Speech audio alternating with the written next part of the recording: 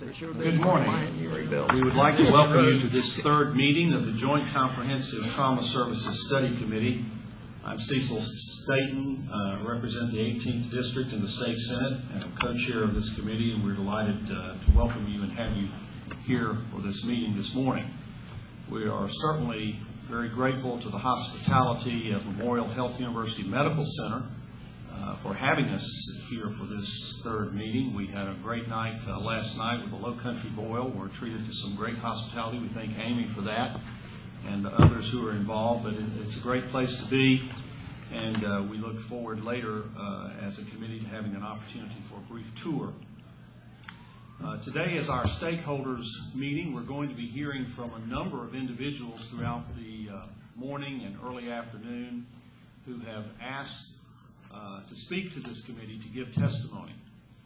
Due to the large number that this involves, we're obviously going to have to ask you to keep your remarks relatively brief and probably in most cases no more than about 10 minutes so that we might have an opportunity to ask some questions if appropriate at the end of your remarks. I'm going to begin by introducing the Senate members of the Joint Comprehensive Trauma Services Study Committee. To my right, I want to introduce two senators, and I have one on the left and I think one on the way. Senator Renee Unterman is down on the my far right, your left.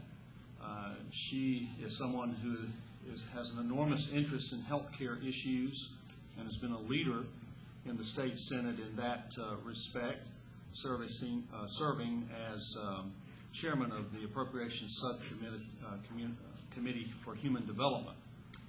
She represents the 45th District.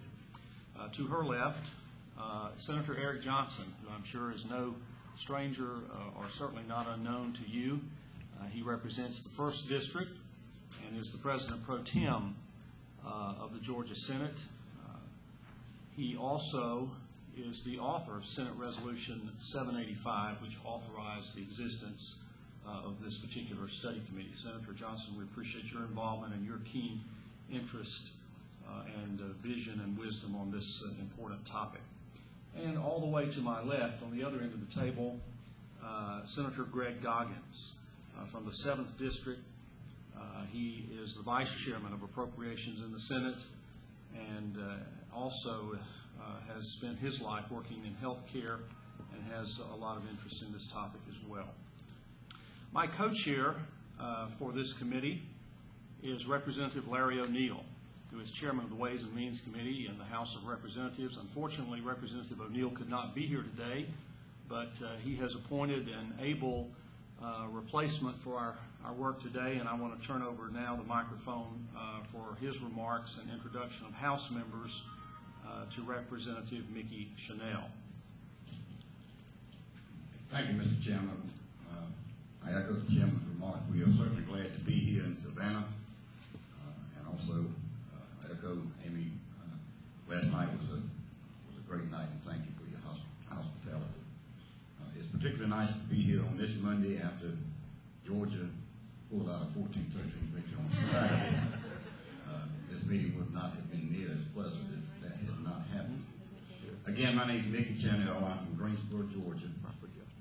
I am pinch hitting today for Chairman Larry O'Neill, who had an unavoidable conflict. Chairman O'Neill is Warner Robbins. The other members of this committee who are present to my right and your left, Representative Dr. Gene Maddox from Cairo, Georgia, and to my left is your right, Representative Austin Scott from Tifton. Thank you, Representative Chanel. We are ready to begin this morning with testimony. We're going to hear first this morning from Bob Colvin, who is the President and CEO of Memorial Health. He has been in that position since February of 1997. He is very active in this community, serving on the board of directors of the Chamber and other entities, but rather than give a long introduction, we're going to recognize him and ask him to come and bring greetings and speak to our committee this morning. Mr. Chairman, members of the committee, you're welcome to Savannah and welcome to Memorial Health. I had a chance a couple years ago to be chairman of the Chamber of Commerce, so I've got that spiel down pretty well, and we do appreciate you here. But we picked appreciate you taking the time for this decision. We really do believe that the whole issue of trauma in the state does need to be looked at comprehensively. We brought some of our own trauma team, as you can see from some of our folks in the back. Pretty obvious, I guess, by the white coats here and elsewhere around the room. Some of our own people who are actually in the trenches dealing with trauma on a daily basis. And I think by the time we get to our testimony and the testimony you're going to hear some very good specifics about what is happening in the environment of healthcare trauma, and also some pretty solid suggestions about where we think the state can really help shore up the trauma system in the state. Let me give you just a brief background about Memorial Health. And first of all, let me tell you about the building you're in very briefly, because this building is brand new. It's one of the first official functions in this building. And we're proud to say it's a $22 million research and education building that has been funded. It's $22 million. All but $4 million of it thus far has been funded through philanthropy and state and local grants. Federal and local grants. There's no state money in this building. There's still an opportunity for that. But this building is intended to be a research center for the Southeast, tied to our medical school opportunities and our residency program, providing molecular and genetic research upstairs, recruited in from around the country. Some of the best medical researchers in the area of cancer research and genetic research, tying together to do translational research here to get science to the bedside. And we think that's the future of medicine. Part of the reason we've made this commitment to this venture, led by one major philanthropist in the community, Papa Anderson, who provided $6.5 million of their own money for this vision of providing a world-class research and education center. So, as you walk around our campus and you see us having some facilities improved, please keep in mind that a significant part that's coming from our increasing support from our community for philanthropy for this organization. We were founded back in the 50s as the county hospital to serve the low-income population. We've done that over the last 50 years with some distinction. We are the provider of nearly all of the major charity care for this community. Have done that for many years. As part of that, we became a teaching hospital to help provide the manpower for serving the low-income population. We're proud to say we're now one of 280 teaching hospitals in the country, with 100-plus residents in training in 6 programs. And we also train medical students from both Mercer University and the Medical College of Georgia. We serve approximately 36 counties, although we've had patients in this institution from all counties in Georgia in the last year. And our emergency department this year will serve 80,000-plus patients. That's a busy ER. If you take the tour later today and get a chance to see it, you'll see that unfortunately the ER doesn't look like this facility. It's one of our challenges to try to improve that space while serving 80,000 patients a year. But it is really one of the challenges we have as an institution, given the number of patients who come to us who have no ability to pay. Give you another piece of background. This institution operates on about a 2 to 3% operating margin. Right now, thus far, through the year 06, we're at about 2.3% operating margin. And we're proud that that's the case. We're proud that it is 2.3%, but I think most of you will know that's not a fat margin. It's a very fragile margin. We get no local tax support due to lots of history related to Chatham County. So there are no local tax proceeds. But even with a 2.3% operating margin, no local tax support, we were able to provide $65 million in charity care last year. Pure charity care. This is not bad debt. This is not write-offs for Medicaid or Medicare. That's recognizing patients coming through our door, recognizing that they have enough to be able to pay, and writing them off the check. And put that in perspective, our local United Way is $7.5 million, which we're proud of. We provided $65 million in write-off charges. You can recognize that that's not our cost. Our cost is about half of that, roughly. But that's still a major commitment to charity care for this community. So 2.3% operating margin, $65 million in charity care, and no local tax. We then developed, I think, one of the most comprehensive trauma programs in the state of Georgia here at this institution. We have some pieces, and there's many great trauma providers in the state, certainly. But we have a comprehensive set of services. We operate the air ambulance, air helicopter system out of here, MedStar One. We have one of the largest ground ambulance programs at MedStar One, so we not only Chatham County, but also some regional rural counties that are not contracted with us to provide that service. We have Angel 3, which basically transports our sick newborns and neonates. We've got full-time trauma surgeons, full-time emergency department surgeons, doctors, and a full complement of services that you need to have for a level 1 trauma center. We are one of the 4 level 1 trauma centers in the state. We're proud of that. But as we'll talk about in a minute, that burden continues to mount, continues to get bigger as we try to work this through with our limited margin.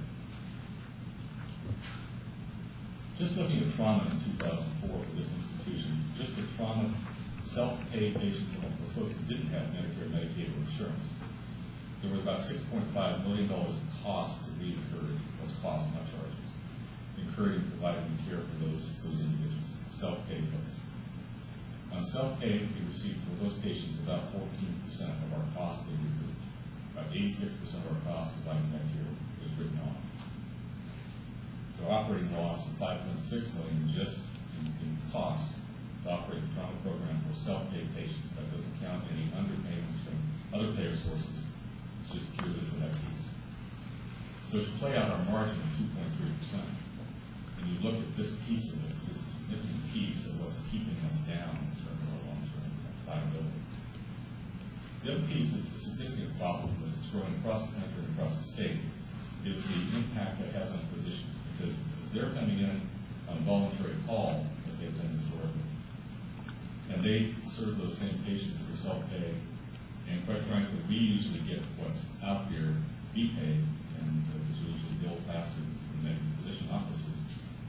Some of those physicians are left with absolutely nothing for the care of those patients. Thus, one of the issues we're having to face in terms of them needing to be compensated otherwise.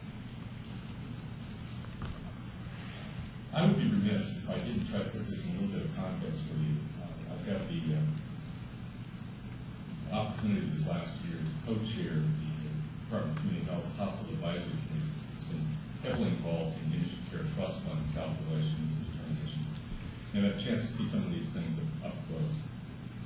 Let me tell you, as we look at trauma, and we absolutely believe the trauma system needs to be strengthened, developed, actually, and strengthened in the state. And we're behind that 100%.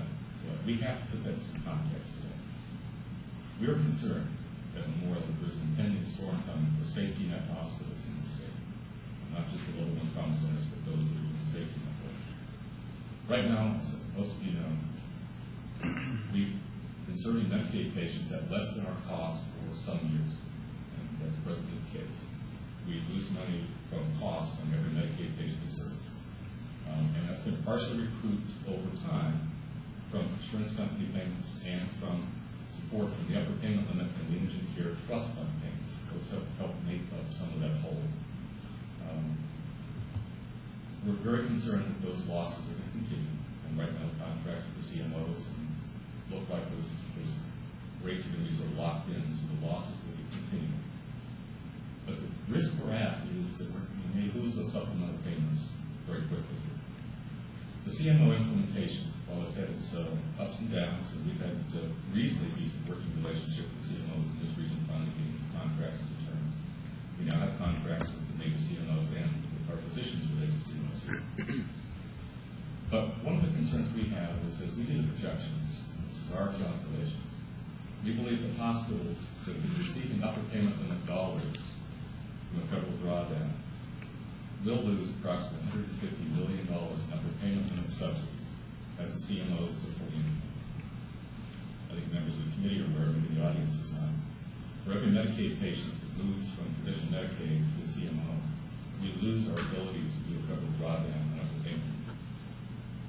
We estimate those dollars are fully implemented in the state with the current population of patients moving over be somewhere around $150 million a year that hospitals will lose for upper payment limit subsidies. At the same time, the state is basically, and historically, the state is taking a piece of those upper payment limit drawdown dollars. The state has sheltered itself by proposing the CMO tax. So the state has sort of kept itself whole through this transition. But there is not that same sort of hold harmless for the hospitals. So that is an impending storm that will be coming that's going to have to be addressed. The compounding problem, as if we need another issue here, is the issue of the public issue, the public hospital issue in Georgia. Many of you are aware that the federal government is now testing through regulation whether the reorganized hospitals in the state of Georgia, those hospitals that previously were authority hospitals or county hospitals, but reorganized as 501c3 hospitals so they could have more flexibility to operate, that they likely would be declared ineligible for federal matching dollar drawdowns, making it criminal transfers to do so. And if that happens, and we don't revise the format and process the way we're doing this, we don't find an alternate way for those hospitals to be eligible to make transfers, the Indigent Care Trust Fund would very likely dry up, with the exception probably of Brady Hospital, which would be considered public under all federal criteria. If that were to happen, we are not able to make intergovernmental transfers, we don't work out some alternate funding mechanism for federal drawdown. Hospitals are rejected using $150 to $250 million in that category alone as well. So I'm not talking about for the same pool of money as previously. I'm talking about $150 million in the UPL and $150 to $250 million in the Indigent Care Trust Fund losses if we cannot get this issue addressed with the federal government. Now, are those the things in resolution? My conversations with the department indicates that they're not the resolution. We don't have a resolution on this issue. And the UPL issue is going to fall as it will in the present structure. There is not a fixing process for it. So we have some major economic hits coming to the safety net hospitals, particularly the safety nets, because they're incurring the majority of these dollars being served. And there's a final compounding issue here. It has position coverage for the year. Historically, that's been, as I said before, a voluntary activity of doctors as part of their medical staff membership. The reality is, trauma centers in particular, and I would say probably all of the 14 trauma centers in the state, particularly the level ones, is becoming a very difficult environment for which to operate, practice. Many physicians who are in private practice in the community, such as this community, 3 hospitals in this community, and one level of we've had a number of doctors come to us and say, you know what, it's just too hard work to practice at this trauma center. To take the patients that are coming through the rooms. It's much easier to go to the other hospitals in the region that are not trauma centers and practice there. At the same time, we have many doctors working in their own surgery centers and other facilities with the idea that that's where they can practice cost-effective medicine for their patients. It's also an easier environment for them to practice. So what's happened is the places that are doing what I call the hardest work, trauma centers, centers that are doing neonatal care, and those kinds of places. The doctors are pulling back from those and saying, unless you can compensate us for all this difficulty, all this lost activity, and all this lost sleep, if you will, we're not going to be able to practice here. So we've gone through that discussion here with orthopedic surgeons, with neurosurgeons, and plastic surgeons, to the point where we now have to pay all of those specialties.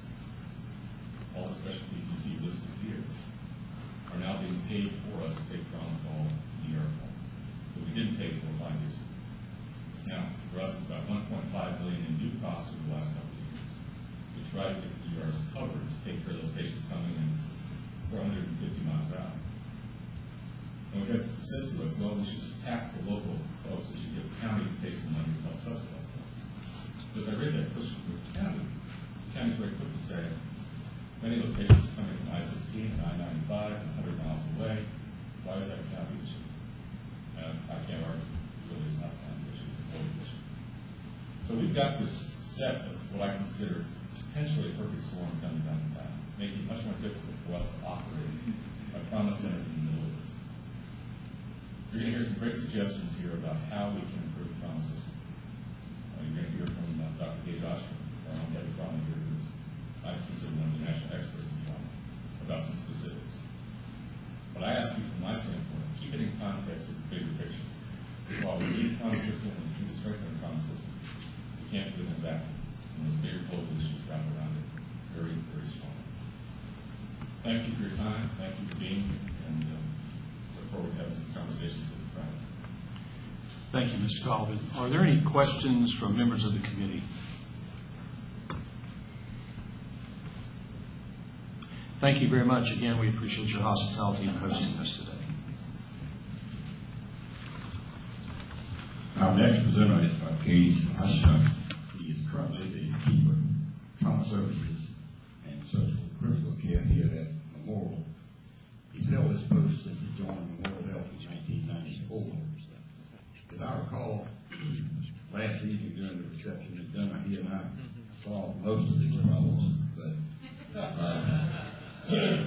Dr. Austin, if you don't mind, share with us this committee and what we did solve. Yes, sir. First, let me reiterate what Mr. Colvin said, which is thank you.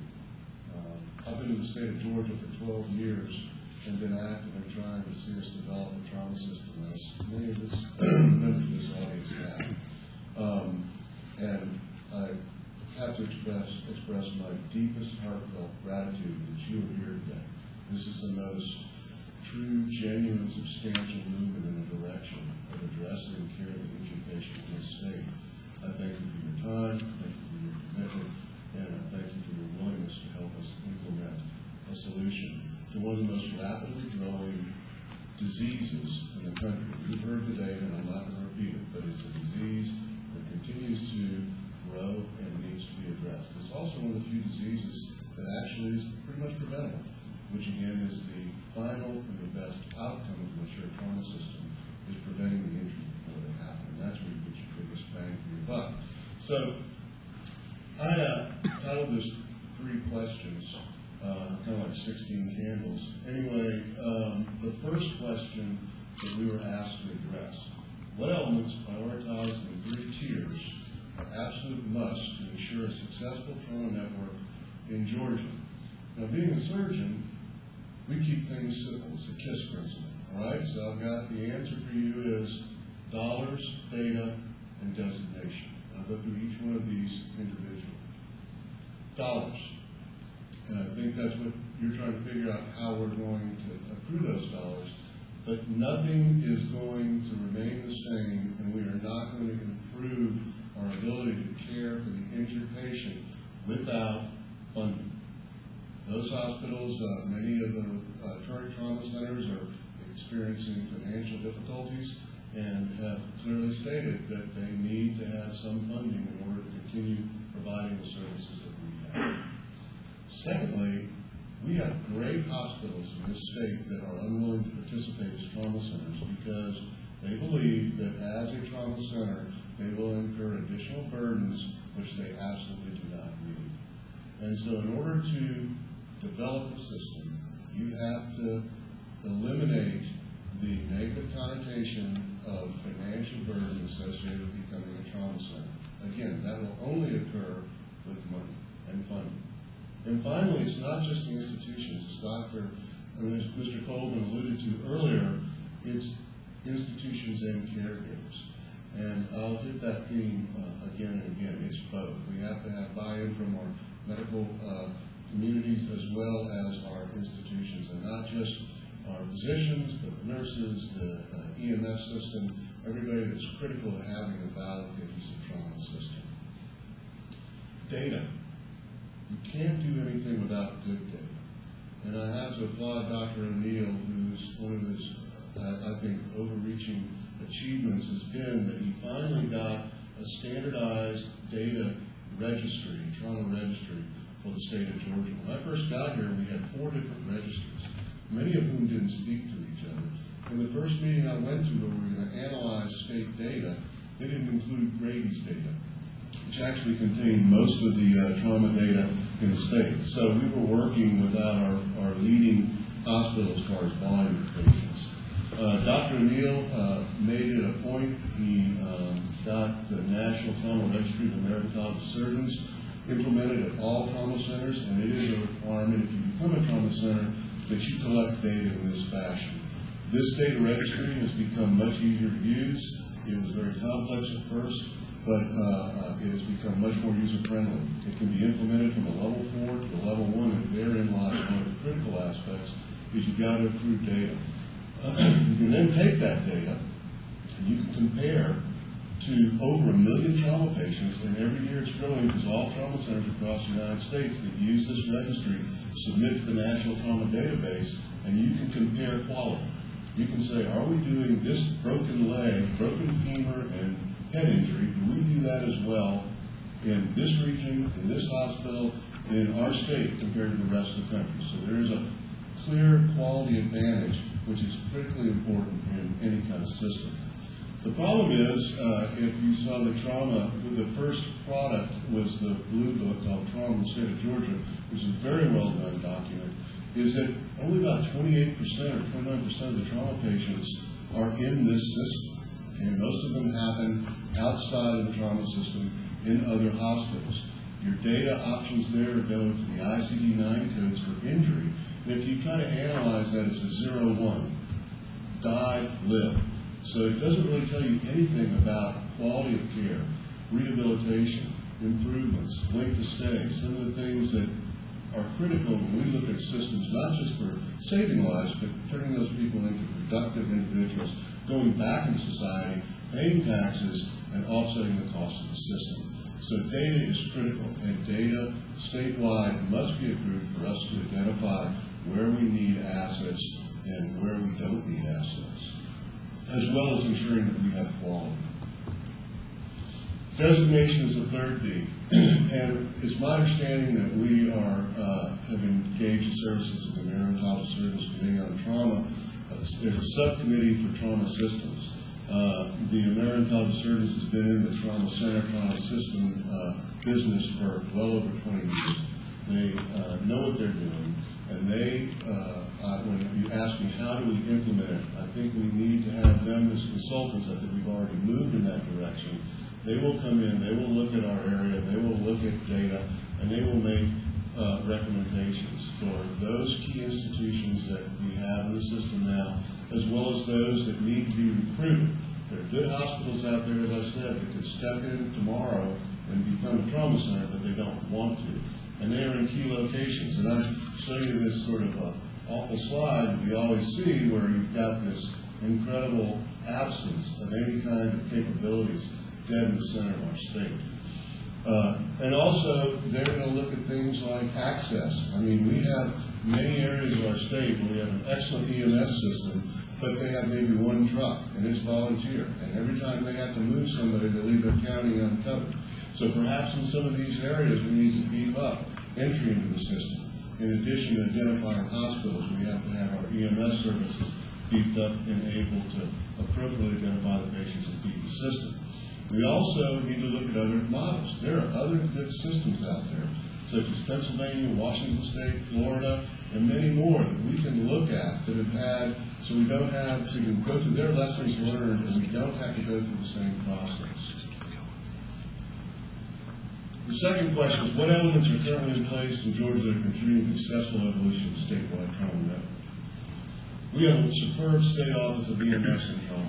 We have one of the best EMS systems in the United States, and with the trauma and under Pat O'Neill's leadership, they are already doing some of the things we're going to talk about. They're already designating and redesignating trauma centers. There already is quality. It is already an organization that works within the state structure. So that is number one, in my opinion. Secondly, we have a uniform trauma registry. I identified why that was important earlier.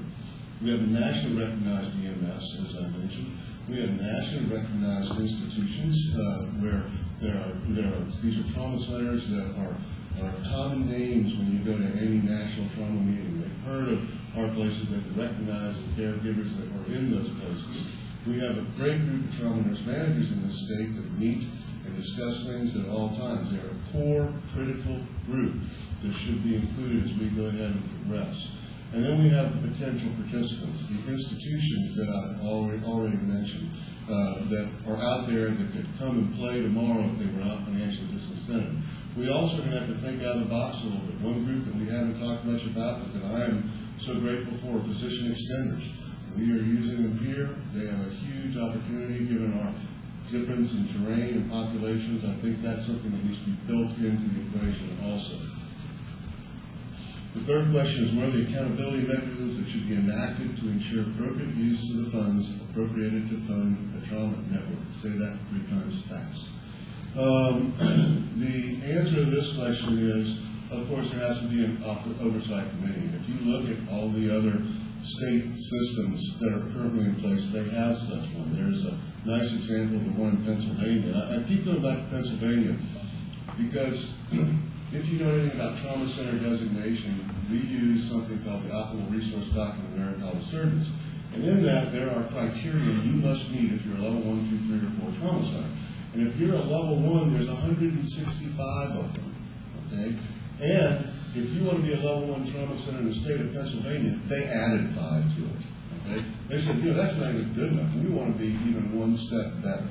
So when you're looking at a system, it's a little bit like this, heavily populated rural, not as large as Georgia, but an excellent system that we should look at, in my opinion, that may have some suggestions. And I personally like the fact that says, we just don't want to be average.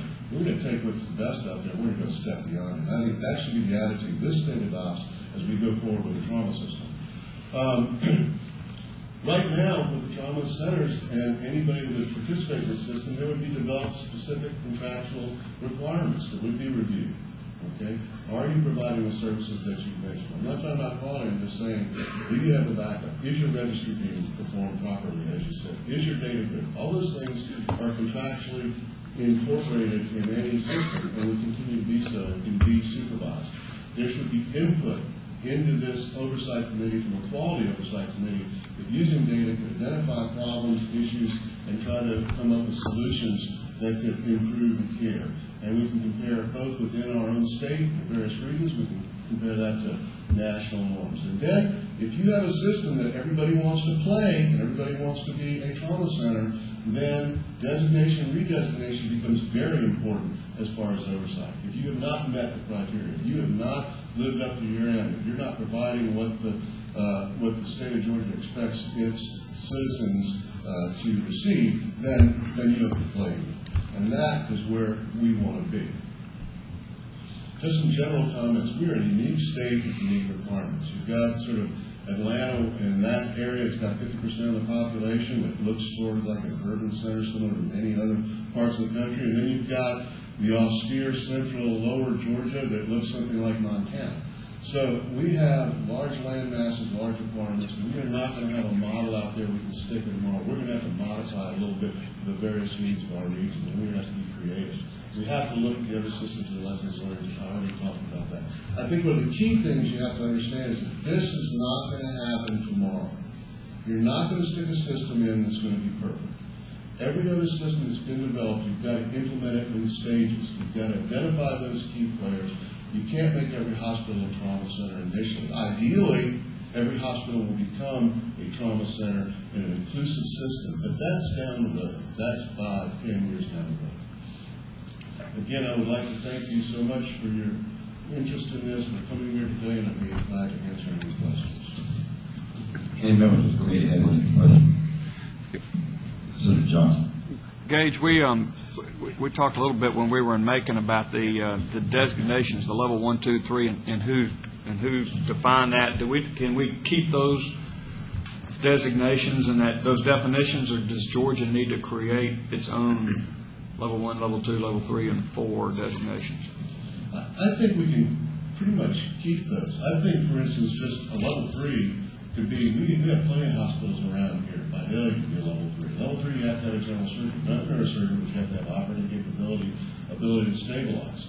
The problem is getting a general surgeon in Vidalia that's going to want that added burden. Well, what you do, in my opinion, if you start thinking out of the box, is you train a PA or a nurse practitioner that's trauma trained, and you have them go down there and they help offload that surgeon. And maybe that surgeon is willing to do it because excellent physician extenders can multiply the ability in some of our areas. And when we talk about something different, I think we can use the same criteria, but perhaps infuse assets that will make that more feasible.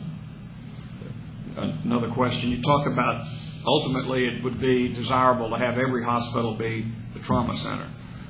I don't know that that's affordable. Is the balance, is what you're trying to do to get the patient within a certain time frame of every hospital, and does transportation of that patient change the need that, that there's a 2 or 3 county regional area? I mean, what's the balance between that you're trying to get with the trauma network?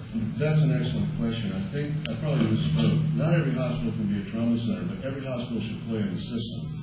I alluded to the fact earlier that you've got to have comprehensive state data. So maybe you have a small hospital that isn't going to meet criteria, but they're on the registry and they're contributing data, and that's going to require a little bit of support. So when I talk about an inclusive system, every hospital is in the system. Not every hospital is a trauma center. That will be determined by the needs and capabilities of the surrounding community, as you referred to, what the assets are in place, what our ability is to evacuate those patients to a higher level of care. And those are some of the things that can be worked out. I mean, they can. But I misspoke. I don't mean every hospital should be a trauma center, but every hospital eventually should play in the system.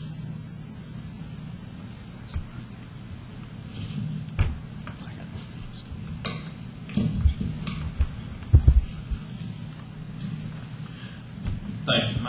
My question, as you draw the circle through South Central Georgia, I'm from Tifton, Georgia. And we certainly have hospitals who are capable, should they choose, of participating in the trauma system. Do you think that the primary reason that they do not participate in the system is because of the reporting requirements? And if that is the case, could we not go through and say, regardless of if you're a trauma center or not, if you have over X numbers of beds, you are going to report into the system? I'm sure our trauma centers probably average better than 100 beds in this state, but I'm not saying 100 is the magic number. But if we did some of those things, would that remove a reason that they didn't want to be in the system? Well, yeah, I think it's a very insightful comment. I think that gets back to the heart of the matter that you have to have data. I think there's 2 points to that. There are a lot of good hospitals that say, we don't need to become trauma centers, we do it just fine the way it is. And I think one of the epiphanies that Dr. O'Neill had was when he used to feel that way, and then when they became a trauma center, and they actually started looking at their data, they realized, you know what, we're not doing it as well as we did. When I was a resident, I thought we had a normal hernia infection rate until an attending studied everybody, not ours. We found out we were twice as high. The ability to study, the ability to prove data is critical. I think also, though, you've got to eliminate the concept that by being a trauma center, you're not only going to take care of your community, they're going to be sending you patients, and they're going to send you uninsured patients. And let's just be frank here. It's been actually scientifically shown that if you have insurance, your probability of getting worse care increases. Because you're going to be kept at a hospital that's going to get paid, and they're going to send nobody with money, with people without money, to the trauma center. And that's been actually shown by a fellow named Esposito out of Loyola to occur in many systems. And this is the frank, honest answer, right? I think your concept of data is absolute. I think every hospital should submit data. And again, that's how we're going to identify where we need to go to improve things most. Did that answer your question? Doctor, I have a couple of questions. One, in your remarks, you referenced Pennsylvania in terms of being similar to Georgia. There's a big population center and then a lot of the state being fairly rural, similar to Georgia. This committee is going to be looking at a future meeting, my understanding, Mr. Chairman, that have some other people do it. Would you recommend to this committee that we get somebody from Pennsylvania to come and share with us on that? Yes, sir. I think that would be a very good idea. And I would submit that between myself and all the trauma center directors, you know, the trauma is a pretty small community. There's not a whole lot of us in the country. In fact, we know probably everybody in every state that has a system. We would be more than willing or would ask to be included, if you so desire, to help you contact other states and other systems. We know these people on a first-name basis. We'll be glad to help arrange their participation. And final question, you had a very good presentation. Could you provide this committee with copies of your PowerPoint? Yes, sir. I think Thank you. Thank you very much. We appreciate your testimony before our committee this morning. We're going to move now to Ken Beverly, who is President and CEO of Archibald Medical Center in Thomasville, a Level 2 trauma center in an area of the state where when you look at that map, that does not have a lot of trauma centers down there. We also will be having, just for your information, our next meeting on November the 28th will be at Archibald, and we look forward to that meeting on the 28th. We'll say more about that a little later. But now we welcome to our committee Ken Beverly. Good morning. Thank you, Mr. Chairman. Thomasville is going to have a hard act to follow after what Memorial Health has done here, and we thank you all for that, but we do look forward to your coming. I'm Ken Beverly with the Archibald Medical Center in Thomasville, the president and CEO of that organization. We started our center some 20-odd years ago as a level 3 and maintained that status for several years and then moved up to level 2. We did it not for financial reasons pro or con. We believed in the protocols and what came with trauma care. I was a combat medic in Vietnam and was with the surgical hospital. We knew what the Golden Hour did, and there was a lot of heartfelt feelings on a lot of our people, and it's worked out well for us and our folks. As we go forward, though, if you draw a line between Columbus and Macon and Savannah, I think we called it earlier that land kind of like North Dakota or something. That's what we call South Georgia, and swampland and et cetera. And there aren't a lot of centers. There are a lot of people doing trauma care. We know that. That's been pointed out. But in terms of trauma centers, there aren't many. We appreciate Dr. O'Neill's call for another 10 or 15 of these things, and certainly endorse that, and not to repeat all that was said there. That is appropriate, and we need a way to do that. The difference in the trauma centers and everything are the folks, though, that are there 24/7, 365 days a year, and we follow the protocols. And in Thomasville, if you don't respond to that emergency room call when a trauma patient comes in, you resign from the medical staff and you can reapply as any new applicant. So you take somebody 50 and 60 years old or whatever, been there for 20 years, and you get kicked off the medical staff because you don't come in, that's a pretty tough penalty. We are running our system today, and y'all recognize that, but on the good graces of people like Bob Colvin, Don Falk in Macon, Kirk Stumple, Jim in Rome, Jim Story in Thomasville, leaning on these doctors and working with these doctors, and these doctors supporting that thing. And it really is a baling wire Band-Aid fix to the thing, and that's the part that we know y'all recognize and we appreciate. What can this committee do, et cetera? Y'all are doing an awesome job, and we thank you. You can legislate what it is, a system, and we've never really had that. We got the Office of Trauma and some things like that. But you're doing that, and we got to recognize, and we do recognize that it's a team.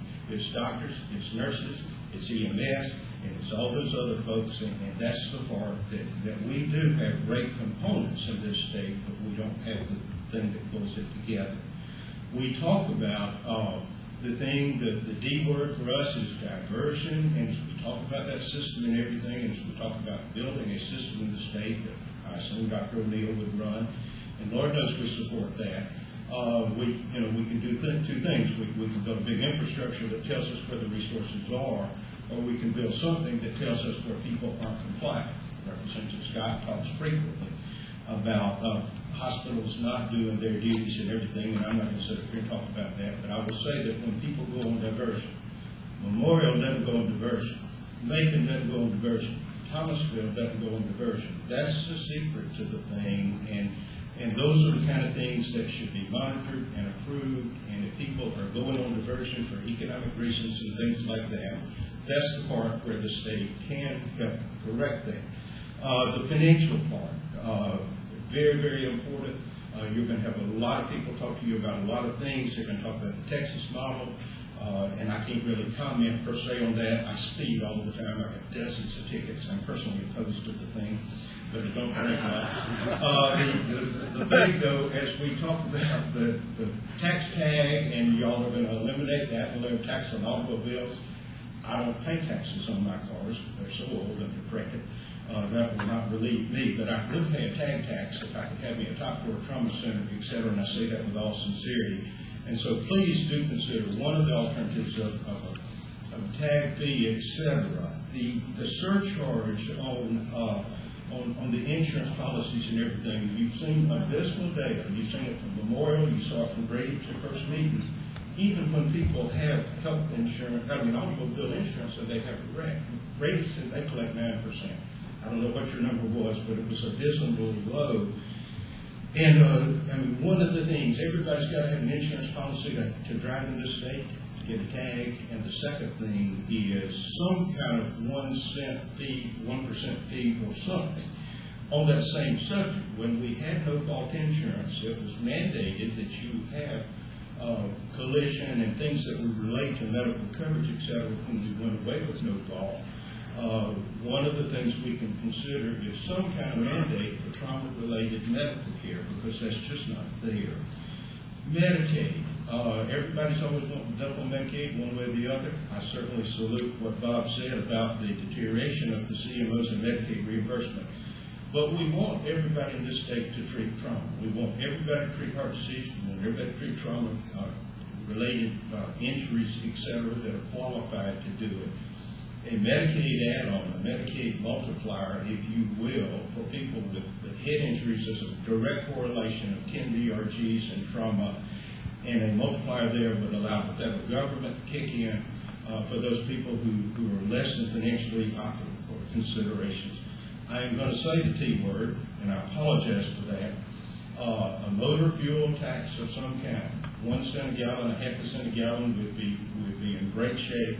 For the people that are 100 miles away from this place, the people that are going down that interstate, et cetera, for the undocumented aliens, all of that other stuff, the one thing they got to do is pump that fuel to go through their vehicles. And I know that's not acceptable to y'all. But we've had some notable people in our trauma center that's been in the newspaper and everything. It's not a HIPAA violation. Ben Hill Griffin, the Florida State Dean, is named after him. His granddaughter's life was saved in our hospital. Rankin Smith's daughter, it's all in the Atlanta paper. I can talk about it. She had a wreck up near Macon and made it down to Thomasville for the head injury. On any given day, we got a patient the other day, head case from Pooler. We got one from Belle Lake, Florida. That's on Lake Okeechobee down there in the middle of South Florida. And that's what's happening to all of us. And my point of all of that is, in terms of financing these things, everybody I've ever talked to with money didn't want my trauma center, their trauma center, funded as a bottom feeder. They wanted us to be top of the line for the finances of the thing, and so that we can continue to run these things, etc. The last comment I'll make is manpower. Can't get up and talk without talking about manpower. We need a pharmacy school south of Macon. We need it either in Savannah or Statesboro or Valdosta or whatever. We need more nursing programs, and we need more medical education. What they're doing here in Savannah is a great model for medical education. We cannot run these trauma systems. We cannot address bioterrorism at any front without more people. We need the RNs, we need the doctors, and we need the pharmacists. And I would, anything as you're talking to your colleagues about that. Stand ready to answer any questions. God bless you for what you're doing. Until you put the $1 million in last year's budget, we had never had a penny. And what you did for us for tort reform has worked in Thomasville, Georgia, to bring these doctors in at 3 a.m., Austin's father, whoever else it is. They've never had seen this patient. They're putting up their life savings every time they come in and lay hands on the patient. You have eliminated that fear, and we thank you for that. Thank you, Ken. We appreciate your testimony, and we do look forward to being in Thomasville on November the 28th. Questions, please. Representative Mack. Ken, we're the only one down in the south. It's in Thomasville. We have towns like Tifton, Valdosta, Albany. You have any suggestions that we as a committee here might go about in enhancing those? And we've talked with Dr. Hall and some of the others have. There's a danger of them getting tired of getting up and taking care of those neighboring towns' trauma injuries. Any comments on how we might go about trying to get some of these other towns involved? Well, one of the things is we got tort reform. That's going to ease some of the pressure. As you have a call, as you're doing this study now, and the state's going to call for other centers like Albany or Tifton or whatever in the plan. You just got Brunswick, Waycross, whatever. So I think some of that's going to happen by evolution. Said it wasn't going to happen overnight, wasn't going to happen immediately or whatever. But that can happen. I think as you start looking at diversion, when you got the hospital in Valdosta that goes on diversion for whatever, and if somebody's monitoring that, and if it's for economic reasons, if they're going on diversion from Friday night to Monday morning, and if they're going on diversion for neurosurgery except for Lyons County or whatever, somebody can identify that and say this is wrong, And Valdosta would want to do what's right, and Tifton would, and Albany would, and I'm not saying they won't do what's wrong. There's just, with trauma centers today, and anybody who has one, they know no good deed goes unpunished. There ain't nothing good coming out of them, hardly, except for you're wanting what's good for your people. So I think if there's a game plan here, Gene, I do think that people will want to do that. Those folks who want a good trauma system, and if there was some economic reason that where you could pay your doctors money for coming in and do the things like was mentioned with the mid-level and some things like that, I think they'll come on board. Other questions? Representative Scott. Mr. Beverly, I want to, first of all, thank you and commend you. I mean, as we talked about the South Georgia area, within 45 miles of my home, you are the only trauma center. There are certainly other facilities there that have the financial resources to do it. But I want to talk about the diversion a little bit. Tift Regional Hospital that I grew up in the hallway of, great hospital. They've operated on me at 2 o'clock in the morning there. What would you suggest specifically that we do about these hospitals that are intentionally diverting instead of maintaining their facilities in the manner that they should be operating? The Bible says there'll be wars and there'll be rumors of wars. There's diversion and there's rumors of diversion. And I think if you had to electronically report to the state office of whatever, trauma or whatever, when you went on diversion, if it was 3 a.m. and you reported it via email or some kind of telephone system or whatever, and then it would be a huge amount. And, first of all, I think that'd stop a bunch of it if you had to report it to somebody. And the second thing is if then there was a follow-up and a check as to, you'd have 2 or 3 criteria while you would have diversion. Archibald goes on diversion. We had 2 neurosurgeons, one's on call at any given time, and when we go into the beginning of a head case at 3 a.m. on whatever, we go on diversion for neurosurgery till that fellow comes out of neurosurgery, and you can't do, unless you hold the patient or whatever. But I'm giving an example of a very legitimate diversion. When you have people that just, they tell me about, the stories in Atlanta, and you have Brady that went on diversion last year, maybe for 100 days or something. I guarantee you they went on diversion for the right reasons. I'm using that as an example. So you have a lot of legitimate stuff. I do believe you have a lot of people that do it just because they don't, they can't, they have doctors that can't come in or whatever. I know several hospitals who do. Do you think that we're going to have to put a financial penalty with the reporting for illegitimate may not be the right word, but for a diversion where there is simply no reason for the diversion? In other words, I understand if you have 1 neurosurgeon in town, you can only handle 1 head injury at the time. That would be a legitimate diversion, a diversion that's in the best interest of the patient. But do you think that we're going to have to put a financial penalty with the reporting for certain diversions? I would not personally be opposed to a financial penalty since I would have a diversion. The thing is, I do think that if we have a license to run an emergency department, et cetera, and we report when we go on diversion, if we abuse that, we can have punitive action taken against us for abusing that license, and that might be a financial penalty or whatever. The other thing, there are several mandatory reportings in the state. You have the cancer networks and everything, registry is the word, but you have the cancer registry, and for Archibald to get paid for Medicaid patients, we have to report to cancer patients. We have to participate in the state cancer registry. You can do the same thing with trauma DRGs.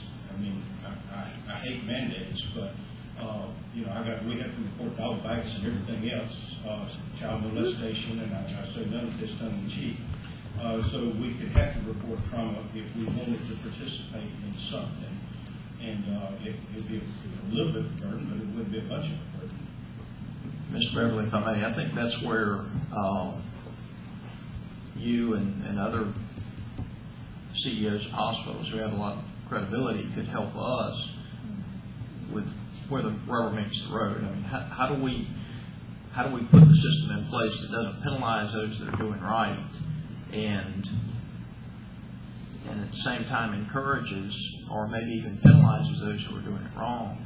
And I guess I would follow up with, do you think that the GHA would make a recommendation on how to handle that aspect? I would have a clue about GHA. I would say the folks at the trauma centers today are reporting that trauma data. And we mentioned that if you're reporting, and then as you get recertified or whatever, and you aren't doing it right, or they know, the trauma office knows whether you report the data or not. So it's an ongoing process. The cancer folks, they know if you report that data. And so from that point of view, if you hadn't reported, you didn't report it, you'd catch up with you pretty soon. You couldn't file a CON application. I mean, that's what goes on now. And so I can't imagine what I can't speak to GHA. Thank you. Any other questions for Mr. Beverly? Yes, Mr. Chair.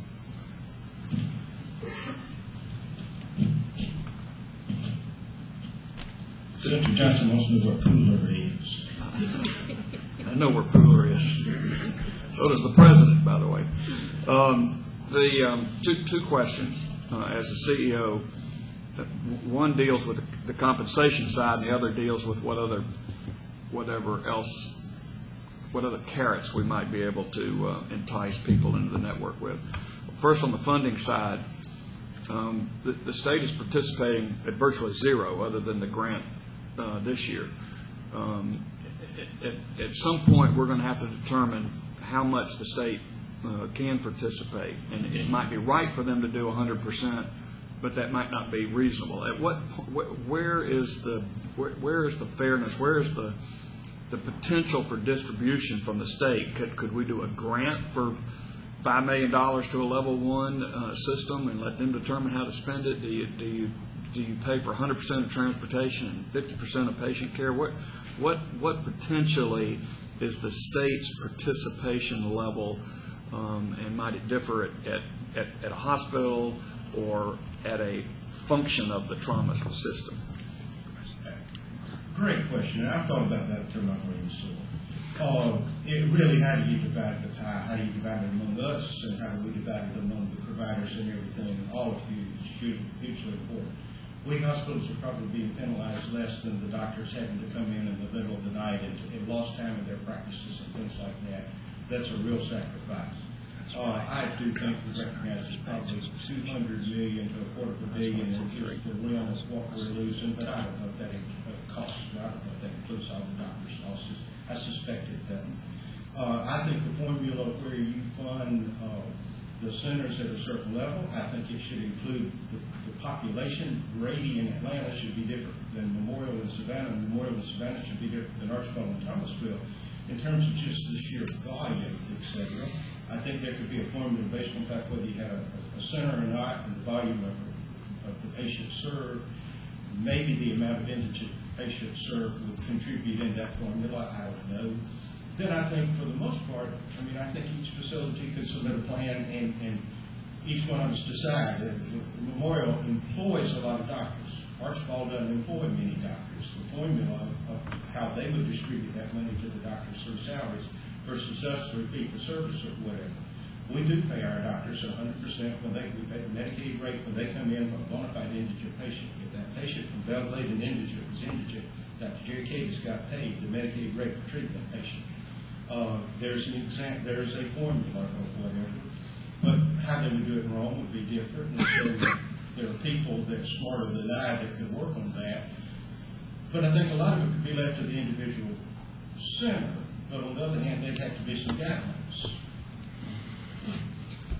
Is there other compensation other than money? If CON comes to mind, could you use the CON, because we're clearly in a separate study looking at that issue too, as an enticement, or is there something that I'm not thinking about other than CON that could be used to draw the hospital into the network? Well, the mandatory thing, like if the registry, the trauma registry, was tied to the participation in state Merit and Medicaid as it is for cancer. That'd be one thing, and it would cost us a bunch of money. The other thing, I do think that, and I've been an advocate for years, that once one gets a CON for something, I think one got the CON. I don't think they get a lifetime grant of that CON. Do not have to comply with what it is they agreed to and this, that, and the other. Your state licensure says what you will do to be an acute care hospital. It says what you will be to do certain other things. And it's an acute care hospital. There are certain things we have to do to run emergency departments and those kind of things, and the standards are there. And I think from a personal point of view, this is not GHA or anybody else, from a personal point of view, if you don't comply with those standards, you ought to lose your CON, you ought to lose your license, or at least be given the right to correct it. That's what we were talking about, the characteristics of this gift here. And nobody wants to see anybody lose their emergency license or whatever, but they do want us all to take our share of the care. Does that answer that? Thank you. Any other questions for Mr. Beverly? Well, thank you very much, and again, we look forward to being with you in Thomasville on the 28th. Just want to recognize Representative Ron Stevens has come in the back of the room. Representative Stevens, we had a chance to work together this past session on this issue, and I know it's of great importance to him. We appreciate your being here today with us, Representative Stevens. Thank you, Mr. Chairman. I also, Representative Stevens, would like to welcome you to this meeting. And we're glad to be in your neck of the woods. Representative Stevens is a key player on the House side as it relates to health care issues. He and I have served together for many years in the Health Subsidies Corporation, and we're glad to be here. Our next presenter is Dr. Vernon Henderson, who is Director of Trauma Services at Atlanta Medical Center, and has served in that position since 2002.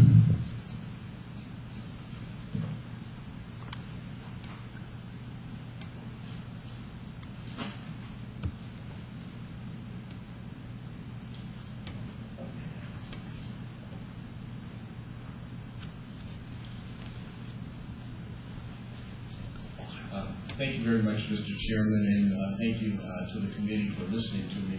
I was born in California, and I wanted to dispel a myth. First of all, I needed to say that up front to have some credibility, but I'm happy to share my thoughts on trauma needs with you today. Everyone knows that trauma centers and trauma systems make a difference, and we don't want to go over that. In Georgia, the situation is dismal because, less than 30% of people, and in some ways maybe less than 20% of people are moving into trauma centers when they really should get there. The question we're here to answer is how we go about improving that system. And I thought that I would share the experience at Atlanta Medical Centers, maybe a model of what we can do with level 2 trauma centers in particular to alleviate some of the problems we have in this state. When I came to Atlanta Medical Center in 2002, the previous year we had admitted about 964 patients. And the CEO and I got together and we set out to try and improve those numbers. We wanted to do more with trauma in Atlanta. We set out to go out to the different counties and talk to them about sending their trauma patients to us. And we actually lowered the threshold for them getting patients into our hospital by teaming with Rescue Air One and developing this one-call system where hospitals didn't have to call and talk to the air ambulance to then talk to the doctor and then talk to the subspecialist in order to get patients in our hospital. They just made one call. It was very user-friendly and it resulted in very good results for us. Last year, these counties that are designated in white all sent patients to Atlanta Medical Center. And I think that's a pretty good representation of a regional sort of approach to trauma. And this story, suggests that in the scheme of things, we're about the third busiest trauma center in this state behind Memorial and Grady. And it all sounds like hunky-dory and like everything is great. But in this process, we've sort of recognized that something has reared its ugly head, and it's causing increasing problems on our trauma service and that's the increasing burden of uncompensated trauma care. And this message will be reiterated by many of the speakers today, but this is really something that when we first started out, it was not a big deal. But as we've gotten busier and busier, this has become more and more of a problem. And I believe that there exists a curve. If you map revenues for increasing trauma admissions versus the incidence of uncompensated trauma care or the cost of increasing trauma care, those curves don't move in parallel. I think they're convergent curves, and I think that those curves converge differently for certain hospitals. They converge differently for the providers than they do for the hospitals, and that really is our challenge, is to sort of figure out for each hospital how that curve appears, and then to compensate in this system those hospitals for that occurrence. Uncompensated trauma care impacts negatively on all aspects of trauma care: the pre-hospital, the hospital setting, the physician providers, and also at the rehabilitation level. And in some ways, the further you get from the initial care of that patient, the more that impact is realized by the providers and so forth. So there's this conception of a great imbalance out there, and I think that it really prevents some people from being interested in trauma. I know that it prevents some providers from participating in trauma care, that the benefit of trauma care is greatly outweighed by the risk that you assume in taking care of these patients because of uncompensated trauma care. Well, here we are in Georgia, and this slide you'll see many times today, but at present there are 14 centers participating in the trauma service. Most of the centers that are doing the care are level 2 centers. And it's my proposal that the level 2 trauma centers are really an area that we need to greatly expand. The level 1 trauma centers do a terrific job, and they have a very special function, but there probably aren't a lot of opportunities for us to expand level 1 trauma centers, but there's an excellent opportunity for us to expand level 2 and level 3 trauma centers. What the levels mean: basically the level 1 centers do the most in trauma. They do the most comprehensive job in terms of research and injury prevention. But the level 2 centers are clinically, the same as level 1 centers. Level 3, they don't do as much in a clinical way. And the level 4 centers, they are very important. I really believe that they have a vital function in participating in the system by having transfer agreement to higher level trauma centers, because they will ultimately get a lot of our trauma patients.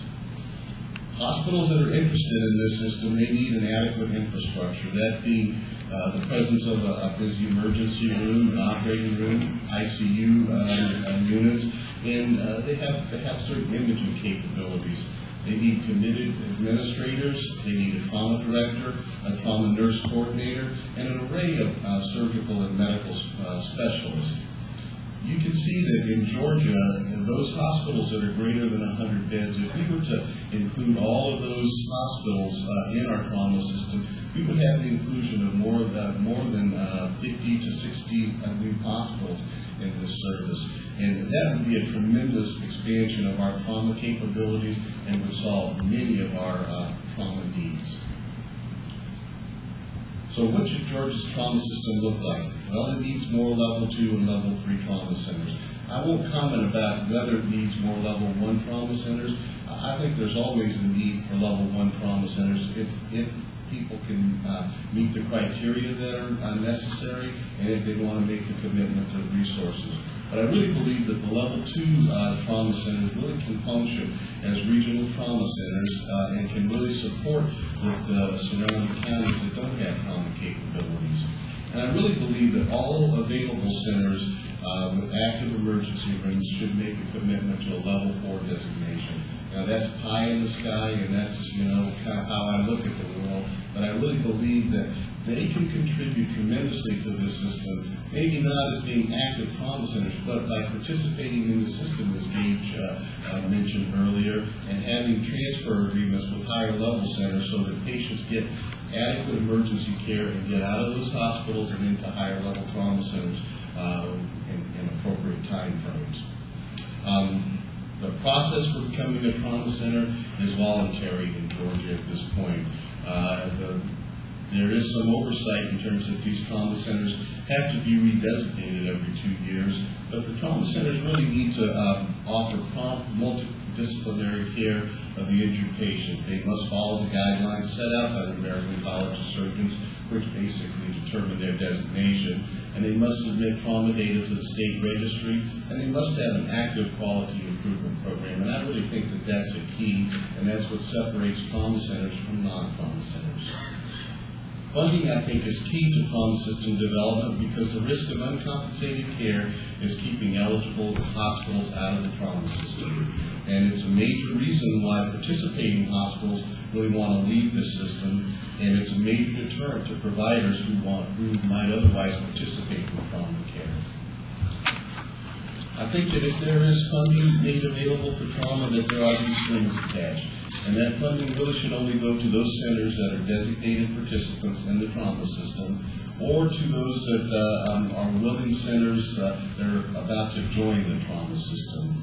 I really believe that that funding should help to ease the burden of uncompensated care for the hospital and the providers. And I think it really should also help to expand the system quality improvement efforts. Accountability and oversight. Gage did mention that earlier, and I really believe that's key. If there's any money designated to trauma, we really have to take a look at how that money is being utilized, whether it's really being used to effectively help and assist in providing excellent trauma care, and that we really ought to really hold people's feet to the fire in terms of utilizing that funding. Key to that is this issue over here where we do the data analysis and we then come up with policies and procedures that will help assist in saving lives, basically. And I really believe that that's where a trauma system is different from what we have right now. There are many people that would provide trauma care, but they don't all want to do the data collection and they don't want to do the quality improvement. That's where trauma is different from other systems. In summary, we need more level 2, 3, and 4 trauma centers so that we can have overall an effective system. The level 2 trauma centers can be very effective providers of regional trauma care. Marketing and promotion is easy because the need for regional trauma centers is great. But I believe that Georgia is blessed with multiple centers that are eligible to be level 2 and 3 trauma centers tomorrow if we could make it feasible for them. We need funding for a statewide trauma system to encourage new centers to participate, also to ensure that existing centers will continue to provide excellent trauma care. And I think funding would help to balance the risk of uncompensated trauma care for the hospitals and the providers as well. Funding will be most effective if it's accompanied by a solid plan for oversight and accountability that will ensure the maximum benefits for these dedicated funds. Thank you very much for listening. I'll be happy to answer any questions. Go Dogs. Amen. Dr. Maddox has a question. Dr. Vernon, I think what we all are getting aware of here is these trauma surgeon specialists are having to get out of their bed at night, go down and provide services they may not get any compensation whatsoever for. Would you think that if we had some type of legislation passed that would be something on the way of exempting these doctors from some type of state tax or some other type of tax that they have to pay, would it entice them some? Yes, sir. It would. It would. And, I want to make it clear that, when we talk about providing for the providers, I don't really think that people who are dedicated to taking care of trauma patients really want to get rid of trauma. I think they're dedicated individuals, and I think that they're facing an ever-increasing burden now. It makes it harder for them to do trauma care. And in many ways, if they could do elective general surgery and just do hernias in the outpatient center all day, that would be much easier for them. And so I think that giving them anything that would entice them at this point would be looked upon favorably.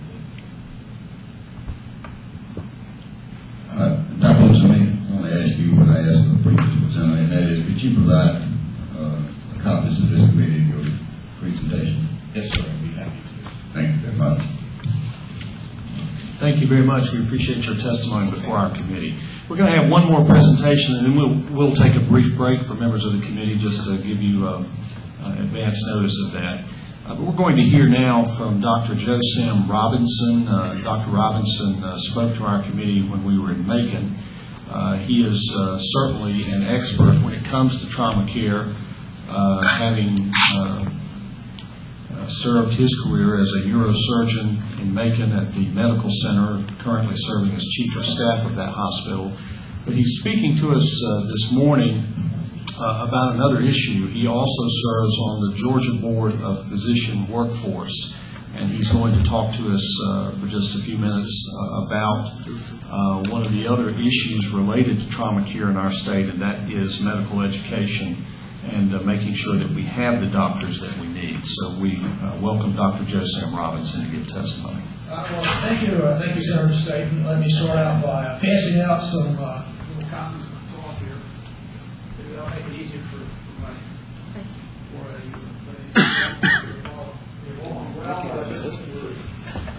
Well, you heard the last one. Here I am back again in the beautiful city of Savannah. What a nice town that is. Today I'm going to talk a little bit about some of the manpower difficulties that face the trauma system in Georgia. And I'll start off by just telling you things you know. There's an enormous number of people that are injured in trauma. If they could get to an appropriate trauma center, it would save lots of lives. And one of the things going on is an enormous stress in our emergency room around the country. We have huge numbers of people using the emergency rooms, which is exactly the same place that the trauma is being managed. And you can just take a look briefly here and see how we're getting an increase in the number of emergency room visits over the years. So we have lots of things happening in emergency rooms. One of the things that happens is, besides hemolytic trauma, there's an enormous amount of triage going on with non-emergent issues. So we have lots of life and death things happening. At the same time, there are lots of things that are really non-urgent at all, and that's creating substantial logistical difficulties. I don't know how well this graph shows up, but you can take a look at the declining number of emergency rooms in the United States. So it's going down. Go back one. It's going down from about 5,200 to about 4,600. And conversely, a major increase in the amount of patients being seen in emergency rooms. So we have this stress on our emergency room and trauma network in Georgia. So we have along with that stress, there's an enormous demand for increasing health care in the state. And that's powered by lots of things. We have a stupendous population growth in the state. I'm fond of telling people that as many people live in Georgia as live in Sweden. We spend more money on medical care than the Swedes do, and the citizens of this state are far more charming than most Swedes. So that's not a little joke. But in the next 20 years, we're going to add Denmark to our state. So we're going to this trauma network is going to be looking after Sweden and Denmark in the next several decades. And here we can just, Georgia is the 9th most populated state in the nation. It's really the same size as a country, and that's the way that the state legislature should consider it. And just a quick look at the kind of things going on in trauma. And you've heard this in many places, I won't repeat it. There's a huge demand for trauma care in the state, and it's increasing. So we have an increase in the amount of traumatic injuries on not only a gross number, but on a per capita number as well. So every year, more people are being injured, and this shows the change and the number of trauma-related deaths in the state. So it's an ongoing, increasing problem. We're getting more and more traumatic injuries in our state on a per capita basis. Now, I think some members may remember the convoluted journey I took the committee through when we discussed money. But this is just a little slide from that, and this is the amount of lost income in billions. This is a guesstimation on this from trauma in the state. This is the number of people that have been taken out of the workforce, and that's the amount of money that's being removed from the gross, you could say, national product of the state for a year, and it's about $3.6 billion a year, just with traumatic injury, so it's a big deal. This is a pretty interesting slide. sort of everything is increasing slide. And this talks about how much money a normal person is going to expend in health care in the future as contrasted to the situation 20 years ago. And because of the increase in health care expenses, society is going to have to fund one way or another a tremendous amount of health care, far more than could be imagined in 1960. And that's secondary to lots of factors. People are living longer, and we've got expensive medical technology that can improve and prolong life. So there's big financial burdens coming up. Well, all right, everything is going up. We have more trauma injuries, more lost income from traumatic injuries. The state's population is growing, and we're spending more on health care. So it's a substantial difficulty, isn't it? And at the same time, all of these increasing demand issues are occurring. We're having substantial difficulties in the supply of physicians, and I'll expand my comment to say healthcare workers in general in the state. So we have kind of a bad cross happening here. This is a 1920 guesstimate about the shortage of specialists and generalists in the country. And basically, we have about an $84,000 shortfall. Excuse me, 84,000 physicians shortfall. That's one way to look at it by the year 2020. So we have a real specialist problem, particularly. Now, these are just some comments about what's going on with physician supply in the state. And basically, you can follow this along, and it looks like the overall supply is plateaued. So in Georgia, we're plateauing physician supply. These are the number of new physicians that are coming in on a pretty much a regular basis here. So we're getting some kind of supply stability. However, the problem is that we have a very low number to start with. Even though I'd like to think Georgia's the best damn state in the union, if I can say that, we still have to thank God for Mississippi, I guess, card in the deck. We're the 37th per capita in the state, in the country rather, in regards to physicians.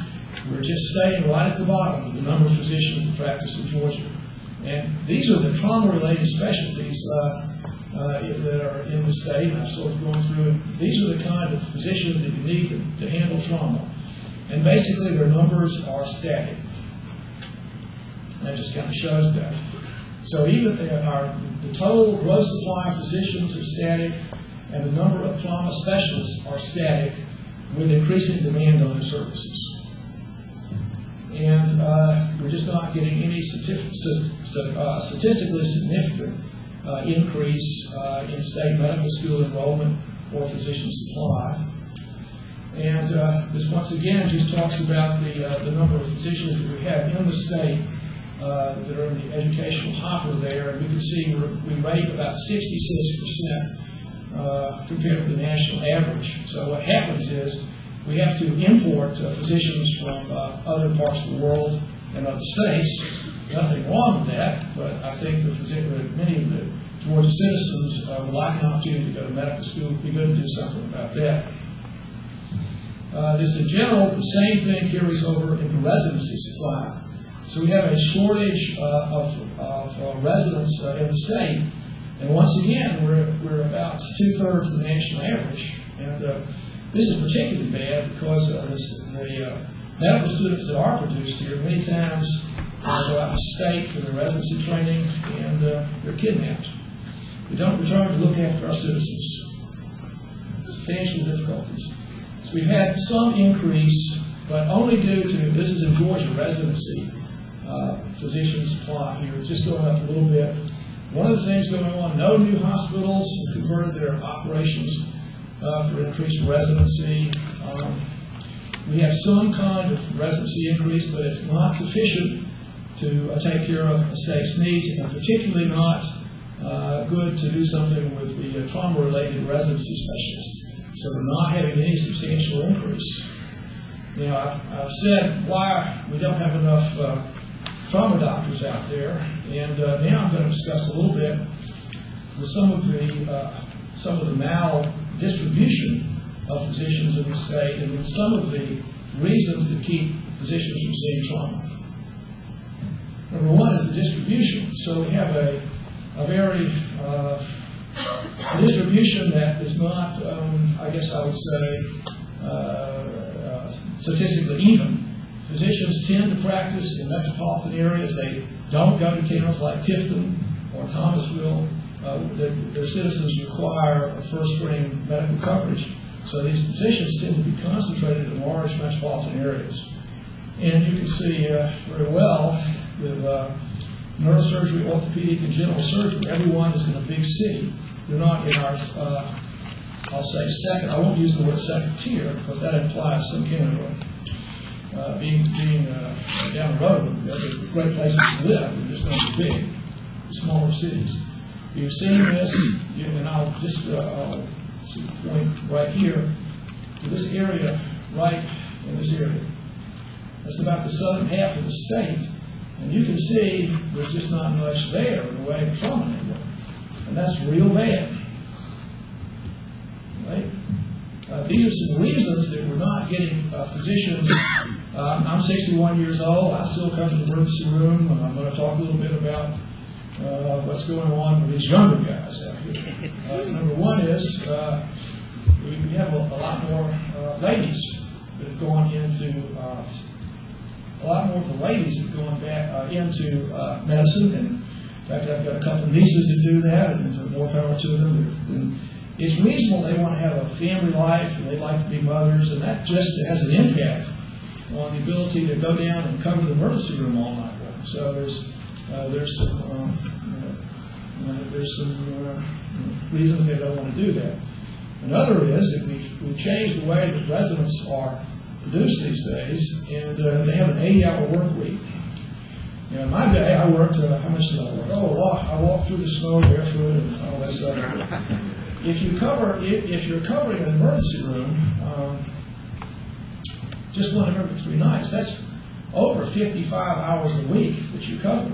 And then if you have any kind of private practice or any practice of medicine, you're going to put your work schedule over 100 hours a week, and that's real tough for people to handle. Another issue is the aging physician population. We have a lot of people that are used to working all the time, and like me, they're dying out. So we have a lot of younger doctors coming in that just have a different viewpoint, I would say, about the connection between work and the family life. All right, one issue is the troublesome nuances of emergency room coverage, and for this, I actually contacted Representative Scott's father, who's a well-known colleague in South Georgia, and you should ask him to give his talk. It'd be good to arrange that. Maybe he can consent to do that. I just took one. He has a nice discussion about what it's like to cover the emergency room in Tifton, Georgia. And I'd say Dr. Scott's about 60 years old, and he's been working as hard as he can in Tift County for 30 years or so. That's a real tough life. He just told us, this is one of the things he spoke about as to what his life is like. So this is at 5:30 he goes on. All these events are happening. It's going on all night long, and then basically the next morning he has 93 patients to see in the office. That's a real tough situation. What it's doing is discouraging physicians from getting involved in the trauma network, and they're just not anxious to do this. The other thing this points out, I think, is the unpredictable way that emergency rooms function. So this is just a 24-hour day. It's sort of distracted from some emergency room statistics, but it can be anything. It can go up and down. It could be 2 in the afternoon, something can happen. It could be a horrific event at 3 in the morning, and it's very disconcerting to cover the emergency room under those circumstances. The other issue I think that's been spoken about is reimbursement. And I'd like to second what was said. I think physicians are not trying to get rich on covering the emergency room, covering traumatic patients. They just don't do that. I mean, it's just not part of the culture. But they do have to sort of run small businesses. And they have lots of uninsured and underinsured people who come into the emergency room. So there's a reimbursement issue. And just taking a look at all of the neurosurgeons in the country, and we're people that We're trained to take care of traumatic injuries. Only 2/3 of them are basically on the emergency room call coverage these days. That's a pretty substantial drop out of manpower. So just to summarize, we have a situation, increase in demand, not enough physicians. The physicians that are there are not so anxious to cover emergency rooms. So what kind of steps could we take to do something? Well, number one, we could improve just the general trauma arrangements that might not cost anything. Maybe the state could do this, and it would encourage physicians to be on trauma coverage and also encourage hospitals to join up. Number one is certificate of need issues for levels 1 and 2. Lots of times what happens is that the patient he's in the emergency room and has traumatic surgery. The next day, the OR, they can't get anyone electively into the OR the next day. So on these major trauma centers, it discourages them because they don't have enough COE OR. So I would suggest that it might not cost anything, and it might be a good idea to see about letting the grades 1 and 2 in the event have a CON for a traumatic, if they have a lot of trauma. The next thing is the better analysis of the cost to improve efficiency and promote financial custodianship.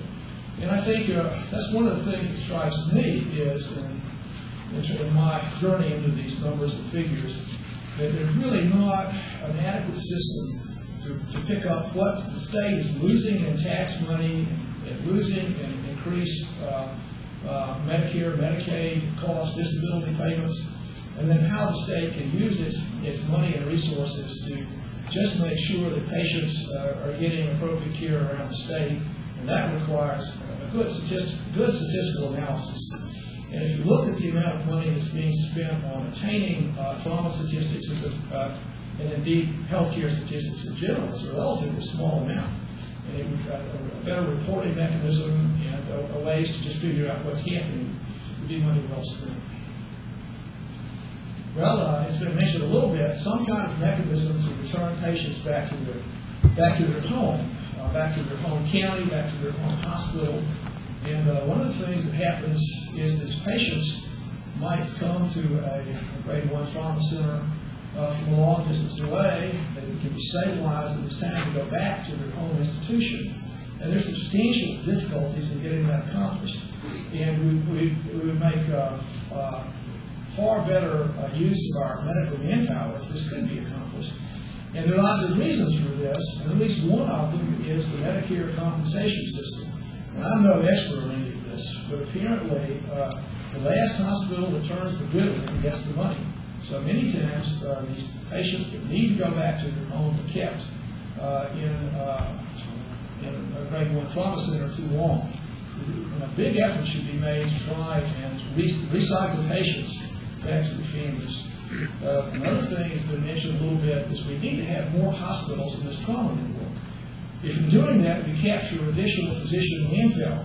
And I think that's the sine qua non of really having an effective statewide trauma network. We have a very, I guess, confused situation now. I'm a big believer in independent Americans out there doing the best, not needing the government to tell them what to do. I'm a big believer in that. But I think this is a situation where there's a role for the state to give some kind of direction to the way that the trauma is managed in the state. Another thing that can be done would be to expand, when we talked about these residency and medical school shortfalls. I think it would be a big thing to do that. I think it would be reasonable to increase the medical school graduates in the state. And I think that we should do something about encouraging graduate medical training programs, and particularly those that are involved with trauma. And one of the things that goes on here are there's some arcane Medicare regulations that basically froze the number of residents that Georgia can have based on 1997 numbers. So once again, I'm sort of out of my depth on this issue. But what's happened is there's been an enormous population increase in the state, and we're still sort of in a inferior position versus the rest of the country because the hospitals cannot be reimbursed by the federal government if they increase their residency production. And that means we're in some ways frozen at 37 in the country. And so it would be important, I think, to get that accomplished, and also to do something about increasing those programs that produce physicians who are involved in treating trauma. Here's a picture, of course, of the medical school. It's located in the beautiful city of Macon, Georgia. There would be another place somewhere else. They're really a pretty good deal about what the state receives from its private medical schools. There's something called the contract with these schools, and they basically meet deliverables. This includes primary care and filling slots for students in Georgia, and that's worked out very well. And so what I would propose is those contractual arrangements. Maybe one of the things that might be done would be to expand that and reward those teaching institutions whose graduates remain in the States to provide trauma care. And I think that's about my last slide. Well, thank you, and I will entertain any questions you might have. Thank you, Dr. Robinson. Questions? Yes, Representative Scott. I think I would just make this one comment as we talk about the physician boards. You're right. My father is 60. So two other physicians in his practice, if something happened to one of them, whether it be mandatory retirement or voluntary retirement, would the other two be willing to stay and then hit call every other night?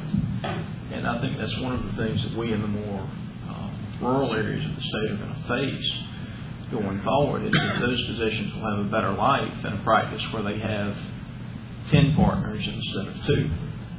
And how do we get the younger physicians to be willing to come into the rural areas of the state and join a practice where they may have to take call every 3rd or 4th night instead of every 9th or 10th night? Well, that's a good point. I'd like to see more doctors that like to hunt and fish that might want to live in Tift County. It's actually a great lifestyle. It's an underappreciated place. Lots of wonderful places. And I think a lot of this is referable to some of the disjunctions in medical education that exists in the state. Remember, Georgia has allowed itself to be frozen in 37th place in the country because of this Balanced Budget Act that went through in 1997. That's obviously something that needs to be corrected. In general, if there could be more physicians' trainings, then we would wind up with those doctors going to places that are great to live, like Tifton, Georgia. I mean, if you enjoy life, that's a good place to enjoy it. You can do good, there's lots of good things. Also, if you have appropriate backup, I think a lot of times people get a little upset if they're in a relatively small town and they don't have a good referral pattern for a complicated case. So I think it might make it a little easier to recruit physicians. If they knew there had a really good arrangement for these traumatic cases to go upstream to a bigger hospital, and there was a good working relationship, I think that would help. And once again, remember this. We have the physicians that are being trained these days have different expectations, and to provide the extraordinary need that we're going to face in the next decade or two, we need to have a very substantial increase, in my opinion, in our residency and medical school production of new physicians. But that might be some comments. Senator Hunter.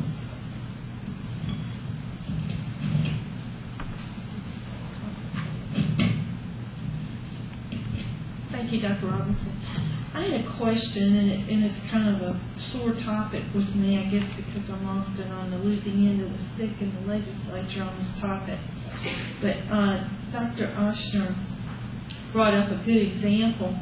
You know, it's hard to sit here and listen to you presenting facts about the lack of number of physicians, and we get to the legislature and we talk about scope of practice and changing other professions like physician's assistants and nurse practitioners and expanding their abilities. And we get to the legislature, and the number one opponent of it is the Medical Association of Georgia and physicians who don't want any changes being made. And here we are, we feel like we're trying to help them. Yes. Because you don't have enough numbers, you don't like the lifestyle, and we're trying to improve those things. But the number one obstacle is the Medical Association of Georgia, and physicians telling us, don't change the way the pharmacists dispense the medication. Don't change the way the nurses are able to help their patients better and help access and more patients. So it's hard to kind of juggle and present new ideas and think out of the box when the physicians, who are the ones who are crying the most, say, no, don't change that. We want things to stay the same. Well, I'm a physician and a member of the Medical Association of Georgia, but, I'm a reborn Americano, so I'll say sometimes my opinions might not match everything that the MAC says. I think there's room for some hierarchy of medical skills if it's appropriately done. And so I think a lot of the concern that physicians have is there might be the degree of independence that might occur, if that's the right way to phrase it, or that your patient's best interest might be not correctly served. But there is a substantial, working the system out requires substantial interchange of conversation. And it's not merely, I think the often debate is where people want, I think the abilities to prescribe medicines, that's pretty complicated. But I think there is a role for PAs and nurse practitioners in putting together an appropriate mechanism to take care of the state's health care needs, which amounts to about 20% of all the money produced in Georgia goes into health care, about $3 trillion a year. That's a lot. We spend a lot of money on health care. And the system is, in many ways, under enormous stress. I like to give my 1938 speech.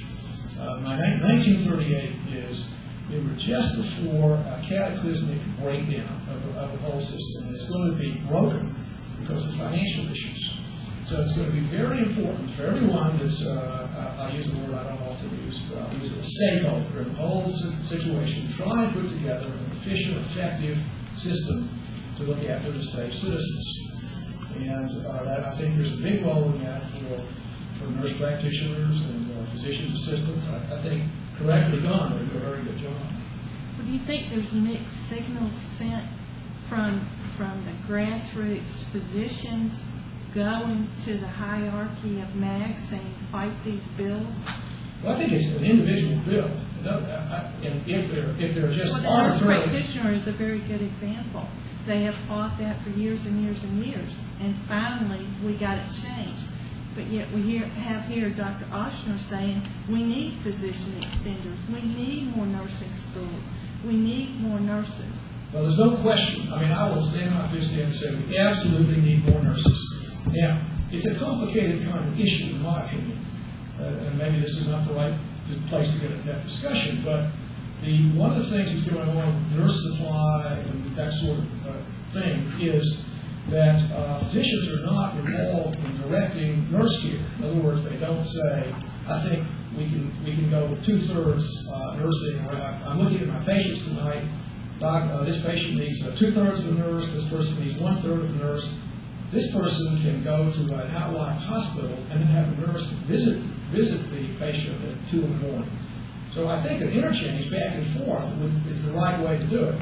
And what we've got here are substantial cultural boundaries between the different, once again, a word I don't like to use, stakeholders. We have a substantial cultural boundary between hospitals.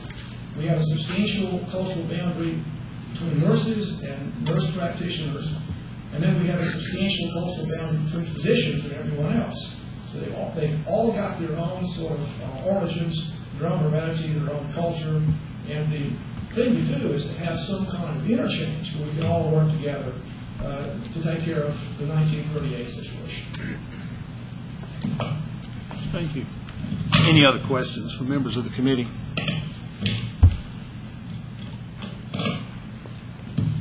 If I could just ask Dr. Robinson, from the point of view of the Board of Physician workforce, in looking at the capacity within our medical schools today, in the state of Georgia, and looking at the statistics which you presented with the population growth and all of these other stressors that are out there going forward, has there been any attempt to determine where our capacity for medical education needs to go in the short term in terms of the number of physicians that we're producing here in the state of Georgia, recognizing that those who are trained here are more likely to stay here and practice here?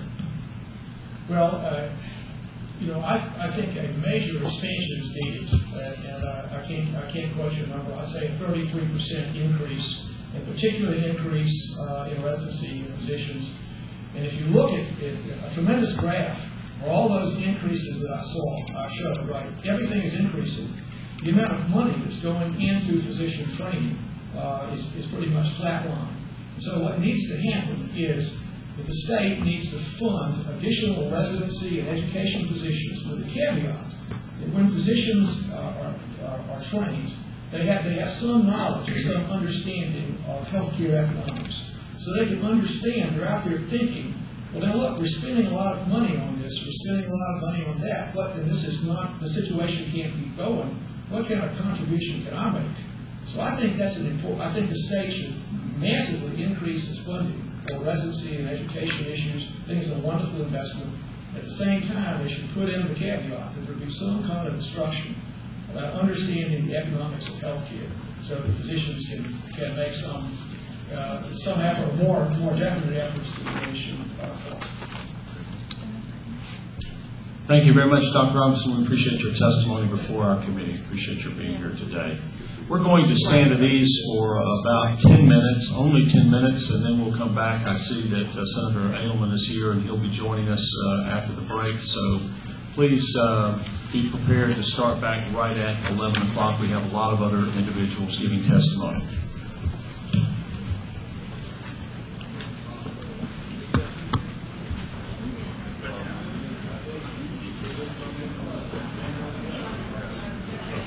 Is this agenda been, people have it? I don't think so. Not widely. A few people may have it. Hey, Renee, how are you? No, actually, Again, we're going to get started, and we'll take your seats, please, and come to order.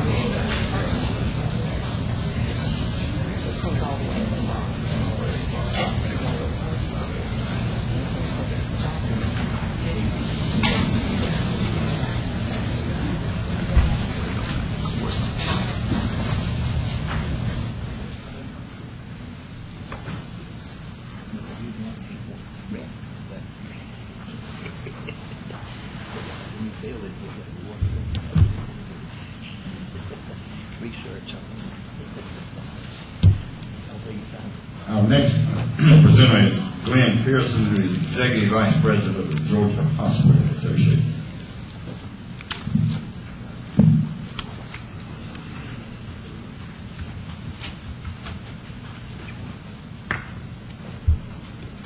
Thank you, committee members. Thank you for the opportunity to address this important group. And as you stated, I'm Executive Vice President of Georgia Hospital Association. And this is an issue that we've been very interested in, concerned in for quite some time. Out of respect for the time considerations, I'll try to restrict my comments primarily to the three questions that you asked us to address. The first one is what elements prioritized in three tiers are absolute must to ensure a successful trauma network in Georgia. The first one is a reliable funding mechanism to provide relief to an underfunded and overutilized system. And I'd like to just comment briefly on the utilization factor, and many speakers this morning have already addressed the trends and the growth in the ER traffic and that type of thing. But one factor I'd like to especially highlight is just the changing demographic needs in the state. And these point to a skyrocketing utilization down the road. Georgia is currently the fourth fastest growing state in the United States. And we're also the fastest growing state in the Southeast and also the fastest aging state in the Southeast compared to other states. So just a little bit of math, if you have more people and you have more people getting older relative to where we are right now, we know that utilization for all services goes up as people age. So just this demographic change is expected to require continued increase in traffic for ERs and trauma cases as well, where if a trauma patient comes in and they're older, then they might have other issues that are going on that would require more complicated care than somebody perhaps younger. And right now, we have about 350 people moving into the state of Georgia every day, which means just, again, sheer numbers will mean that there'll be increases of demand for all healthcare services, including trauma care.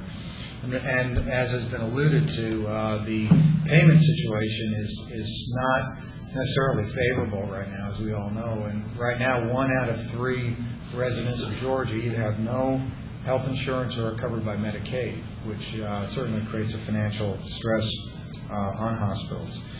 Another issue on the financing side is the relative age of our hospital facilities. We have a higher average age of plant than many other states in the southeast U.S., meaning that our facilities are older, which means they have to be replaced. All facilities have to be replaced, but we're starting with a little bit of a handicap. The average age of our hospitals are older than those in Mississippi, Tennessee, Florida, and South Carolina. In order to replace ourselves, we need to have the funds available to do that, and with trauma care being a major concern for the trauma hospitals and all hospitals in the state, that creates an additional financial burden. And as Bob Colvin so eloquently put it, this really is an issue in the context of other financial stresses on the healthcare system that all hospitals are facing, with the continued Medicaid budget challenges and the loss of the upper payment limit dollars through the care management organizations and the issues we're facing with the Indigent Care Trust Fund. The amount of financial flexibility that trauma hospitals and all hospitals have is really going down and down and down and down. And as the population increases, as the needs increase, and as the funding goes down, that just creates a tremendous strain. And you know, we're seeing that in how the hospitals are having challenges today. So I'd also like to provide an update, some updated numbers regarding the level of uncompensated trauma care in the state. Some of the earlier meetings, we presented some preliminary numbers. Well, we've gotten an updated report based on 2005 data. And let me preface this by saying these are very conservative numbers that I'm presenting, and I'll be happy to go into more detail on the methodology that we use. But essentially what we did is we looked at all patients with a trauma-related diagnostic code or procedure code in their discharges, and only looked at the patients that have no insurance at all. So that does not include patients who have some insurance but maybe a limited policy that caps out, it's a $3 or $4 million case and they have a cap of, $250,000. So that's not even included in this. And what we found was that in 2005, for just inpatient and ER traffic for patients that were admitted through the ER trauma cases, the uncompensated cost of hospital care, not charges but cost, was $210 million for 2005.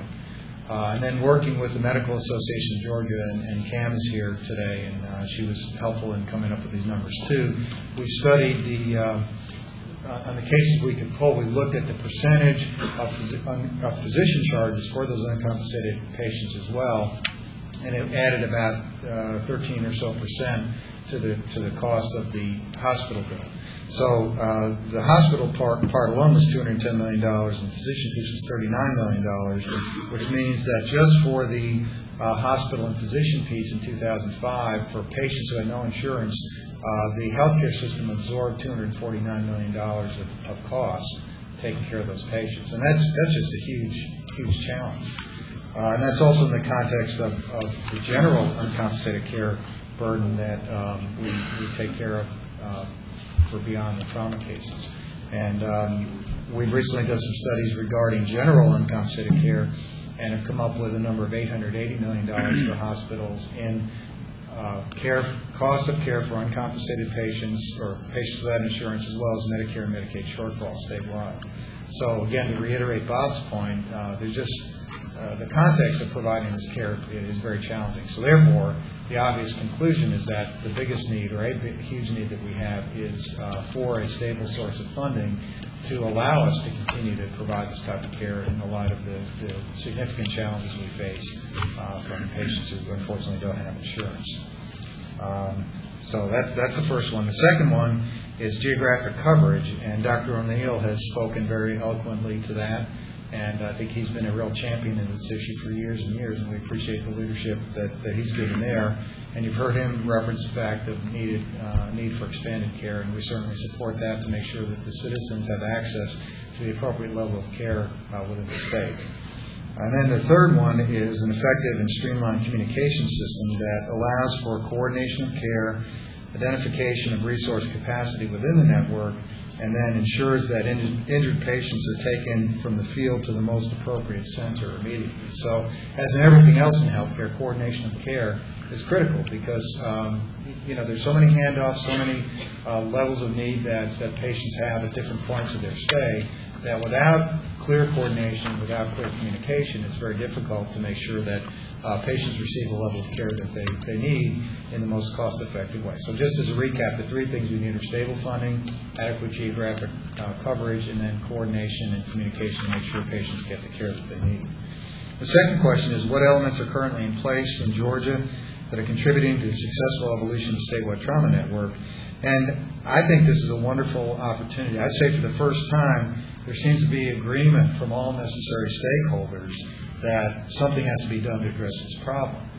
Again, referencing Dr. O'Neill's long career of pointing out the needs, I think he's been a key element in helping us realize as a state that this is something that needs to be addressed.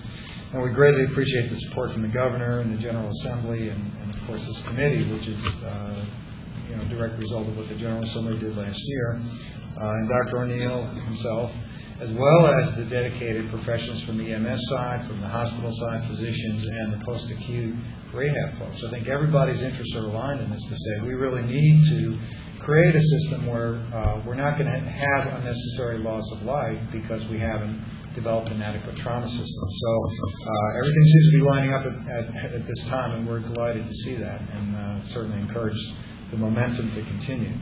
And then the final question is, what are the accountability mechanisms that should be enacted to ensure appropriate use of funds appropriated to fund a trauma network? And I think as a general statement, I think in general the existing approach and oversight and structure that we have is something that we should build on.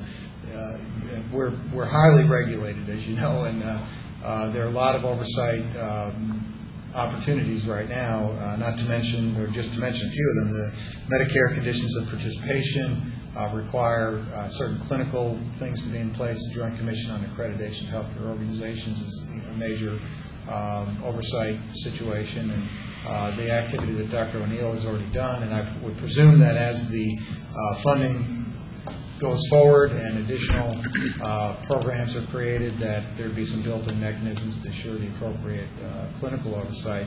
As far as the administrative side, again, I think if we take a cue from the existing programs, like I don't know if we'd have a program similar to the Indigent Care Trust Fund or some program like that the state operates through the Department of Community Health.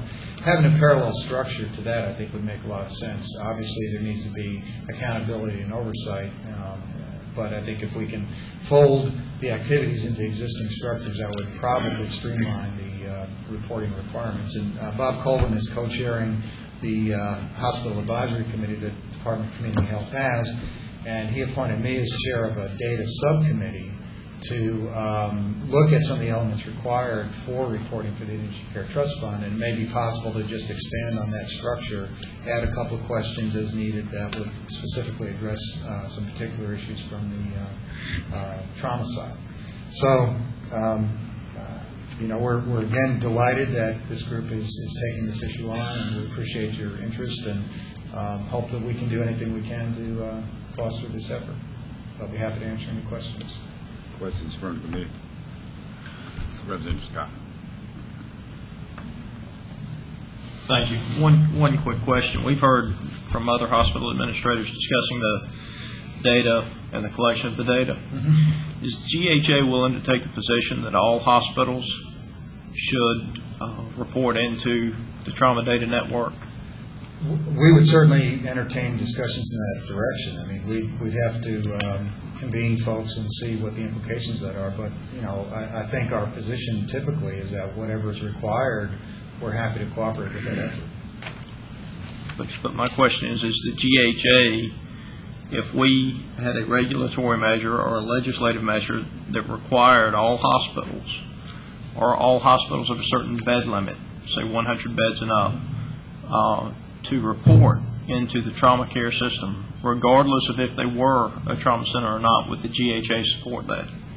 If that was the requirement from the General Assembly, of course we would.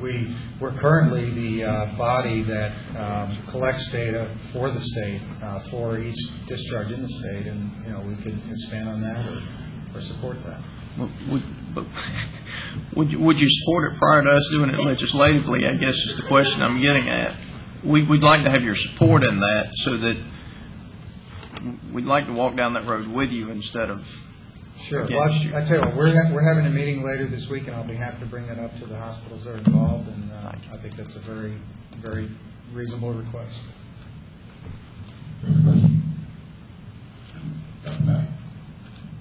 Lynn. Yes.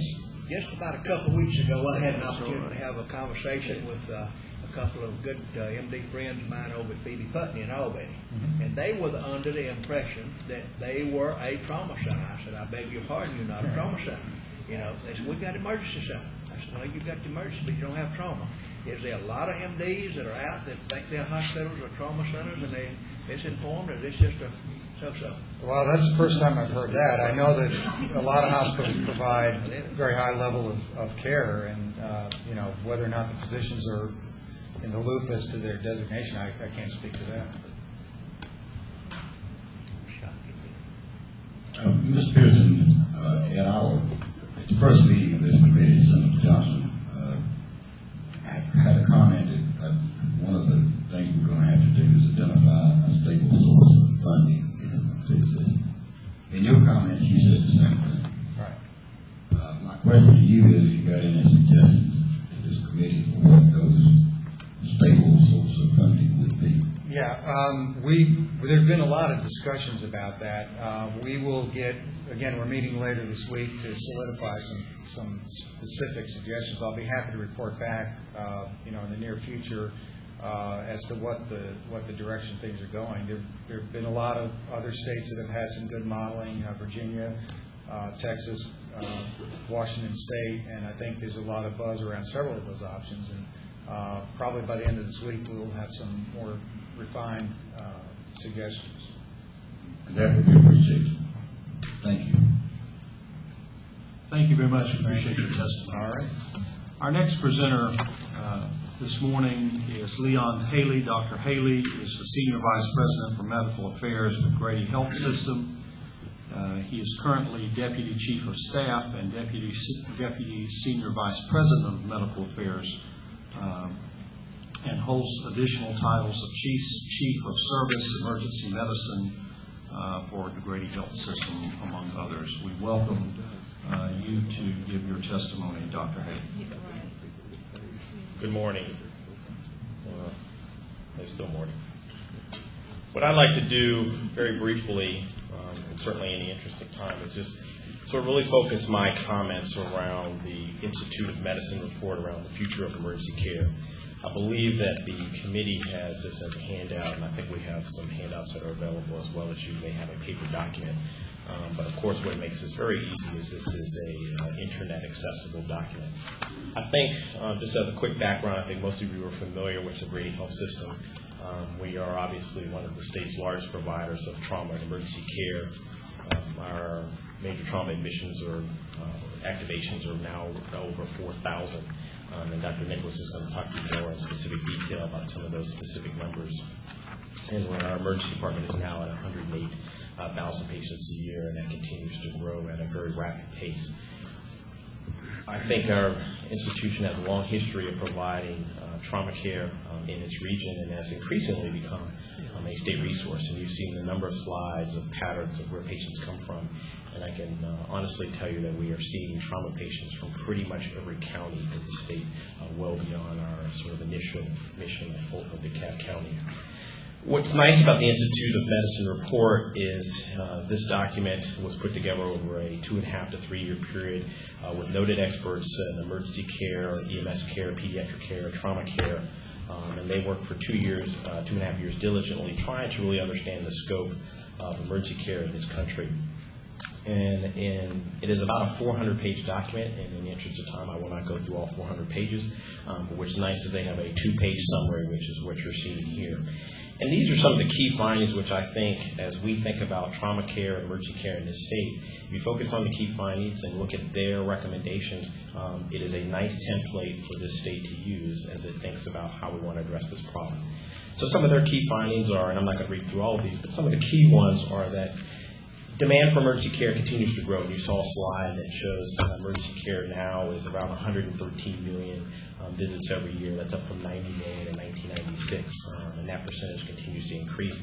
Increasingly, that is composed of not only the uninsured and underinsured, but increasingly the insured population as well. But over that same time period, the number of emergency departments in this country have continued to fall, and I think we've seen some slides of that, and particularly in relationship to the number of people that move into our state every year. You can see how that creates an incredible demand and challenge in our system. Emergency departments, really, the crowding issue becomes a hospital-wide problem because the crowding issues that we deal with and oftentimes contend with make the emergency departments and the trauma centers very stretched in terms of capacity. There was some discussion about Grady being on diversion, and that is true. We do go on diversion. It is one of the last things that we like to do, but it is really sort of a last step effort for us when we realize that even for us, with the number of capable specialists that we have in terms of emergency care, trauma care, and other specialists, that sometimes even too we are stretched for capacity, and we may have 3 or 4 operating rooms running at the same time. We actually spent about 473 hours worth of time on diversion up through this year so far. And that's really a function of just being an overstretched trauma service, taking care of just a tremendous number of patients. And that's compounded by the fact that our ICUs are essentially 100% full. And it's not unusual for us, and I got my email this morning, as we do every day, and we start off on Monday with 0 ICU beds and only 11 medical surge beds available for the entire institution. So you can see we start off the week crowded and busy, and that is a tremendous burden on the trauma centers as we think about it. Emergency care is highly fragmented, and we've heard a little bit of that discussion from some of the other speakers this morning. Cities and regions are served by multiple 911 centers, emergency medical services agencies, in terms of their coordination. It's very challenged throughout the state. You've heard where one county may have one highly respected, highly capable ACLS system, but that's their only one, and if they have to go to the next county, then that county is out of the step-up loop. There are still counties in the state where the 911 center actually goes to another state to have that call rerouted, and that is a very significant issue as it relates to emergency care. And then how well all of those agencies talk to the emergency departments and the trauma centers is very complicated. Right now we use a web-based diversion system. It is in real time, but it doesn't help the EMS service providers and the helicopter services that are trying to get from point to point to really have an accurate assessment of what they need to be. And certainly as this state needs to think through it, we need to think about how we can use technology to really support an integrated, seamless system so we know at any point in time what each of the trauma centers are doing, how busy everybody is, and then be able to get patients to the most appropriate location at the most appropriate time. And we heard Dr. Oshner talk about designation, and that is really where technology can help support that. Going back up to the top of the page, you can see that critical specialists are often unavailable to provide emergency and trauma care, and you've heard that. But even in metropolitan Atlanta, we have a number of institutions that will go on diversion for neurosurgery care. That is a daily routine happening even in the metropolitan area of Atlanta. So even though we have that capability, there are still reluctance on the part of some of our specialists to provide that level of care. And as you can imagine, as we filter that through the state, that becomes an even greater challenge until we get to the more rural areas. And I think you've heard a little bit about this at your last discussion, that the emergency care system is ill-prepared to handle a major disaster. And I think that becomes increasingly clear. If you have your level 1 trauma center in Atlanta that starts off on a Monday with 0 ICU bed availability and 11 medical surge beds, you can see that our ability to handle surge and other capacity is significantly challenged. And one thing that we haven't talked a lot about, but I think you're going to hear some discussion about that, is that many of the trauma systems and how well many of the emergency departments are set up are not well equipped to take care of children. And that has shown itself to be an increasingly growing problem, even in the metropolitan region, as we struggle with some of the issues around pediatric trauma care. So some of their recommendations that I think offer as a great template for this committee and for the state to consider are really sort of listed on the next page. And they're very simple. Create a coordinated, regionalized, accountable system. And we've heard that. We've heard the discussion around data, needing to have the appropriate data, the appropriate information to make sure that we can monitor our systems. And then, of course, putting in the accountability that comes along with that. And if you look at this is sort of the federal government's way of trying to view that, but we could certainly use that as a template for the state as we move forward.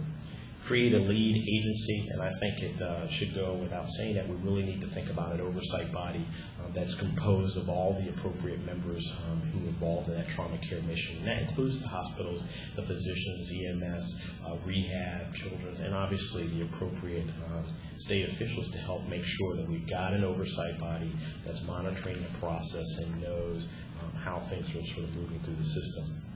We have to make a concerted effort to end ED boarding and diversion. So we have to, and that discussion has also come up, but we've got to really think about how we make our emergency departments unclogged. You heard earlier that the emergency department down here in Savannah is seeing 80,000 people. I'm sure they're growing.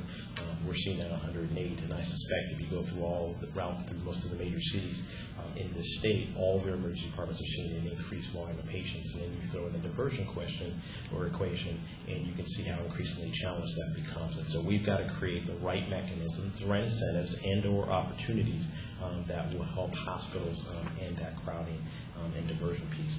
There's obviously been the most important thing, and this sort of leads to some of the questions that you had asked of us, which is we've just got to basically flat out increase the funding for emergency and trauma care. We have to come up with the appropriate mechanism, but it also has to be ongoing. It cannot be a one-time issue because obviously trauma care and emergency care continues to be something that will happen every year and it will continue to occur. And so we've got to create an ongoing funding source that really drives a lot of that component. And that's got to be on all levels. That's got to be for the care that's provided. We've heard some discussions about uncompensated care, but also for the system integration, for the technology that's needed, for the EMS systems, but also for education and how we train our physicians, our nurses, our physician extenders, everybody that's involved in the care process, making sure that we've created the appropriate funding mechanisms to support that group. Something that has been touched upon is we've got to increase funding for emergency care research. And so as we think about how we continue to take trauma patients and as we look at the data and look at the monitoring, we also have to make sure that we can take a step up for this state and really think about how we can fund research around emergency care and trauma care. What can we do to continue to make our citizens taken care of on a more appropriate basis? So it's great that we have the service capability. It's great that we can provide the educational opportunities. But the third part of that tri-part mission is really to make sure we've got funding as it relates to research so that we can understand what happens to our patients and making sure that we put the appropriate research mechanisms in place to make sure that patients get taken care of appropriately. And then the other ones include sort of promoting EMS workforce standards across the country and certainly across the state, and then continue to enhance the pediatric presence throughout emergency care. So just a quick run through of things that I think that the Institute of Medicine brought up as it relates to emergency care, which I think offer a great template for the state of Georgia as it thinks through how to provide trauma care.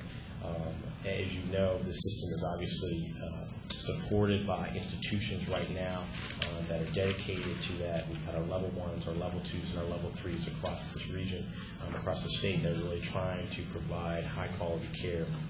And they obviously need the rest of the system to help support that. We have great partnerships at many of our institutions. We have great partnerships at Grady. I am an Emory University faculty member, and so we are supported by a major university. We're also supported by Morehouse in terms of our physician care. And so we have great opportunities to leverage what are some of our existing capabilities and provide that care for the rest of the state. So once again, I want to thank you for the opportunity to come down and speak to you and share a few of my thoughts. And I'd be answer any questions. Thank you, Dr. Haley. Any questions?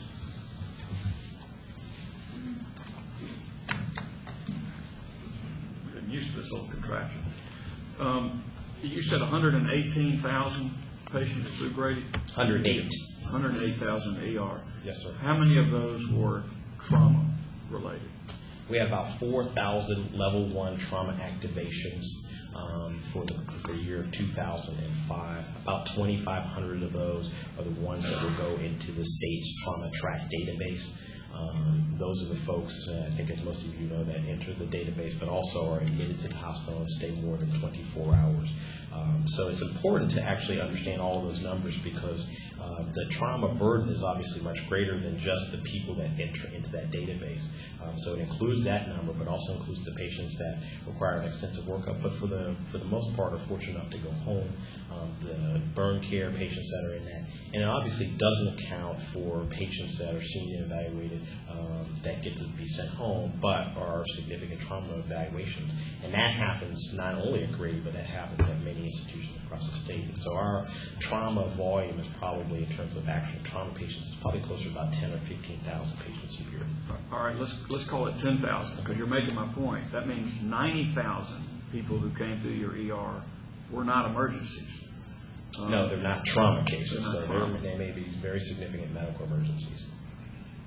But a significant number of them, I think we've been learning, aren't emergencies at all. They're because federal law requires you to see somebody, so they have cold or sniffles or fever, and they're coming in and they're using the resources at the most expensive access point to the healthcare system to take care of a fever. We can't. I mean, we can't afford to pay for those folks. Taxpayers. I mean, it's a problem. And unless the federal law changes, you're going to have to continue to see them in that manner. But at some point, as we deal with trauma, we need to separate the real trauma and emergency care from those who are accessing the facilities and causing a cost problem and a healthcare provider personnel problem somehow. And I don't know how we do that, but part of what we need to deal with, I think, are those that are true emergencies or trauma, and I don't know the difference, but need some emergency care. Well, I think the one way to think about it is you're right. There are tremendous emergency department visits across this country, across this state, and now down to Grady. And many of those are major trauma cases, and that's the number that this group, I think, needs to focus on. There are other minor trauma cases that this group also needs to consider within that number. There are tremendous other patients who come to the emergency department with very significant medical emergencies, not so significant medical emergencies, but they require an evaluation. And then there are people who obviously use the emergency department as a frontier care. That really should not be the focus of this group. Your objective, I think, is really to help us focus in on that segment of patients who need highly sophisticated, coordinated trauma care. But when you're right, you do have to separate that out from the general emergency department volume. But when we hear the cost of trauma, I assume that the cost to the system also includes the non-emergency patients that are coming into that system. For Grady, for example, using that as an example, we're not including that number. Okay. So we're seeing $40 million or more in uncompensated trauma care that is very specific to that trauma DRG population that we're talking about. You're right. If you put that emergency department number in there, then you're really talking about some very significant challenges for us. Other questions? Senator Guy.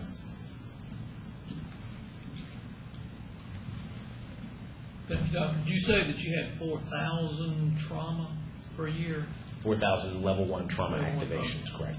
I know that can change from year to year, but what is percentage of your true head injuries? Jeff, do you know that?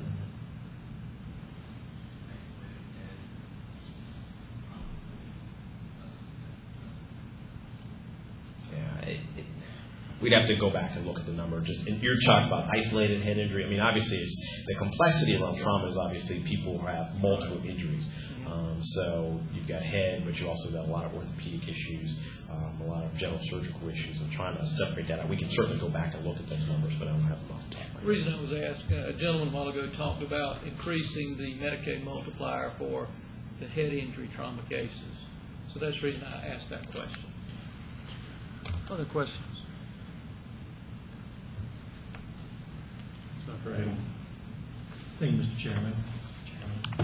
Dr. Haley, thank you for being here, and thank you for your tireless leadership and work at Grady that I have observed firsthand. Thank you. We heard in the initial meeting of this committee from Mr. Mosby, and I wanted to give you an opportunity to speak generally to this question as well. I'd like you to talk a little bit about the pressure on the emergency department, not just from trauma care, but other medical emergency needs at Grady, and how that relates to our lack of level 1 trauma care or level 2 trauma care centers statewide. I want to, from a medical professional perspective, as opposed to an accounting perspective, which is what we got from Mr. Mosby, hear from you about how that affects the operations of your department, morale in your department, and your ability to continue to provide world-class trauma and emergency medical care at Grady. Well, certainly, and to try and keep it brief, obviously in the interest of time, I think we have a tremendous burden on our emergency department, and I suspect that's repeated in several institutions around this country, and certainly around the state. You're right. We're seeing a little over 320 patients a day, and yes, many of them are emergencies, but some are not, and you've obviously got to sort through that group. We do have tremendous staffing challenges, particularly from a nursing standpoint. So some of the nurse shortages that are in the state and in the metropolitan region are exacerbated, and in a place like our emergency department, where oftentimes the volume and the workload can be all consuming to the nurses, and so they have tremendous challenges with that. We are increasingly facing challenges with resident education, particularly as it relates to meeting the standards around the 80-30 hour rule. And as you know, the ACGME has said that residents can really only average about 80 hours of work time in a given week. Our surgery residents prior to this were probably doing about 120 plus hours a week, and so we've lost 40 hours per person in terms of that coverage. And our surgeons are tremendously challenged right now with trying to meet that mandate, and other services are doing that as well. And the flip side of that equation is, in order to meet their needs, they're pulling back on the number of service providers that they're giving the emergency department. So quite frankly, we have less physicians and physician extenders to provide care in that emergency department. I work with a group of highly dedicated, highly committed people who obviously could go someplace else and make a little bit more money, or a lot more money as the case may be. So they're very committed to serving in that patient population, serving in underserved. But those are the challenges they deal with. And when you add in things like EMTALA, some of the cost issues, and people increasingly get away from the primary care mission, urgent care that can't be sustained in many other places, it becomes tremendously challenging for us. What that sort of relates into the level 1 needs is we have a very burdened system right now, trying to provide level 1 care. And many institutions, I think, have chosen not to do that. They look at a very busy emergency department, think that they've got to add trauma in that equation, and that's probably the last thing they're thinking about. Aside from the economics, they're thinking if we want to participate in that trauma care thing, we're going to get more patients, more uninsured patients, and why would we want to add that additional burden to our emergency department? So I think that's going to be a deterrent, and as we think through this, we need to obviously think about trauma care and how we support and fund that. But at some point, we're also going to have to address just the general emergency department surge and our ability to manage that. Thank you. Other questions? Thank you, Dr. Haley. We appreciate your testimony. We appreciate also the tour that some of us were able to take some weeks ago when we were in Atlanta for our first meeting of your very impressive operation. Thank you. Thank you for the opportunity. Our next presenter is Don Snell, who is President and Chief Executive Officer of MCG Health. That's the Academic Medical Center supporting Medical College of Georgia.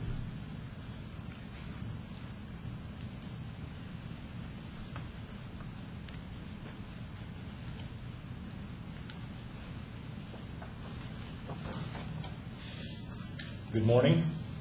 I am Don Snell, President and Chief Executive Officer of MCG Health Inc., and we're the academic medical center that supports the Medical College of Georgia. First, I'd like to thank Senator Staten, Representative O'Neill, and all the members of the Trauma Committee for the opportunity to be here and to speak to you today. We sincerely appreciate the time and energies that you're putting into this very important issue. I'm speaking today on behalf of MCG Health in Augusta, where we operate a Level 1 adult and pediatric trauma center. And I'm also representing the Georgia Alliance of Community Hospitals, a group of 60 not-for-profit hospitals, and 3 out of the 4 of the Level 1 trauma centers are members of the Alliance. You've heard testimony in Atlanta and Macon about how Georgia's system has evolved and the challenges that exist today. What I'd like to do is using data, most recent data, fiscal year 2006, which would have been last July through this June. I'd like to focus on the problems and what the face of trauma looks like, and then some specific suggestions in terms of fixing the problems and improving the system. Attached to my testimony, behind the blue divider, you'll find demographic information and financial information for our Level 1 adult and pediatric. That'll give you a really good snapshot, I think, of what the face of trauma really looks like and the challenges that face a center such as ours. What you have there is a summary of the trauma statistics from our registry, maps of the Southeast and the United States, showing the geographic origin of the patients that come to our center, and then a profit and loss statement specific to the trauma service, again, for fiscal year 2006. If you look at the first page behind the blue divider sheet taken from our trauma registry, you will see that we had 1,800, almost 1,800 Level 1 activations or trauma cases. Our emergency department sees about 75,000 total visits. 1,800 of these are trauma cases. 91.3% had to be admitted to the hospital. Over 26% were admissions to our intensive care unit specific to trauma. We have a shock trauma intensive care unit, 12-bed, 26.7% of the admissions were into that unit. 16% were transferred from other hospitals in the state, primarily the East region. And as you can see from the various maps of Georgia and the Southeast and the United States, that trauma knows no specific regions. Everyone at some point in time may need a trauma center. Patients come to our trauma center from every county, or almost every county in Georgia, almost every county in South Carolina, and probably virtually every state in the United States. So Level 1 trauma centers like ours are really a statewide, if not a national resource. You'll see that 60% of the cases involved a motor vehicle crash. 67% involved a male. Alcohol was involved in 25%, a little over 25% of the cases, and illegal drugs almost a third. If you turn to the last 2 pages of the data, you'll see the specific profit and loss for the trauma service specifically. We, like every other trauma center in the state, lose a very large amount of money providing this service. Last year, we lost over $8 million providing both inpatient and outpatient trauma services. 30% of the patients arriving at our trauma center had absolutely no form of insurance. Medicaid and self-pay don't even cover the direct costs. So Medicaid in our state doesn't even cover the cost of staffing and supplies for trauma patients. So the two biggest components that we have losses on are the self-insurance, obviously, and then Medicaid. The huge losses result from providing the service are one of the reasons why you see a decline in the number of trauma centers in the state and why you can't get more folks interested. Every time that MCG Health faces reductions in state funding, reductions in Medicaid reimbursement, reductions in Medicaid supplemental payments like upper payment limit, indigent care trust fund, we put the Level 1 Trauma Center on the table and have to seriously look at whether or not we can continue, given these losses, to provide this kind of service. This is our single largest loss leader. How do we continue to survive? Well, to remain viable, we continue to take these losses and transfer them to other commercial insurance programs, who in turn raise the cost of premiums to the business community, who in turn, more oft times in this day and age, turn the costs over to their employees through higher deductibles and premium participation. The demographic information again shows that the lack of a trauma system in the state, a coordinated trauma system, is everyone's problem, and it must be resolved. It obviously impacts access to needed medical care, which in turn impacts the health outcomes of Georgia's citizens. It impacts the financial viability of the healthcare delivery system in Georgia, which represents about 15% of the state's economy. And as I've mentioned, in terms of the way that hospitals have survived this environment, these costs get transferred to the business community through higher insurance premiums, which in turn many times get transferred over to the employees. In terms of the solutions, fortunately, Georgia is not reinventing the wheel here. Many other states have put in place a well-funded, well-coordinated trauma system that works. The elements that are included in these successful systems nationwide that need to be incorporated into a Georgia system, and you've heard this repeated many times today, is dedicated trauma center funding. Again, the data from our center show that a large percentage of patients involved in the trauma center are not covered by an insurance program. You also saw from the last 2 pages of data that we lost over $8 million. I think Glenn Pearson quoted that the loss for Georgia hospitals in their entirety is about $250 million in terms of last year. And again, both we and MCCG in Macon last year very seriously considered giving up our level 1 designation. And I believe that without relief, in terms of trauma care, that you will see the centers decrease in terms of wanting the very designation. So the first thing we need, and it's been spoken to many times, is we need dedicated and protected funding for trauma care, particularly for those Georgia citizens who arrive at trauma centers without the resources to pay for their care. And again, fortunately, many states have tackled this, and the base for a potential revenue for this exists in Georgia. Many states put a surcharge on DUI fines. Many states put a surcharge on moving traffic violations. Many states put a surcharge on alcohol and liquor licenses, surcharge on driver's license and auto tags. These surcharges, again, I think if you look at the data coming into our trauma center, if you look at the number of trauma cases that involve automobiles and alcohol, it's pretty targeted to potentially these revenue sources. The second thing that is needed is improved staffing. This has been mentioned by the previous speaker. Georgia faces a critical shortage of the medical personnel to deliver these services. This is everything from trauma surgeons to nurses to EMTs. And the shortage is further exacerbated by the low wages in these systems, the inherent job stress, and the liability environment surrounding the delivery of care.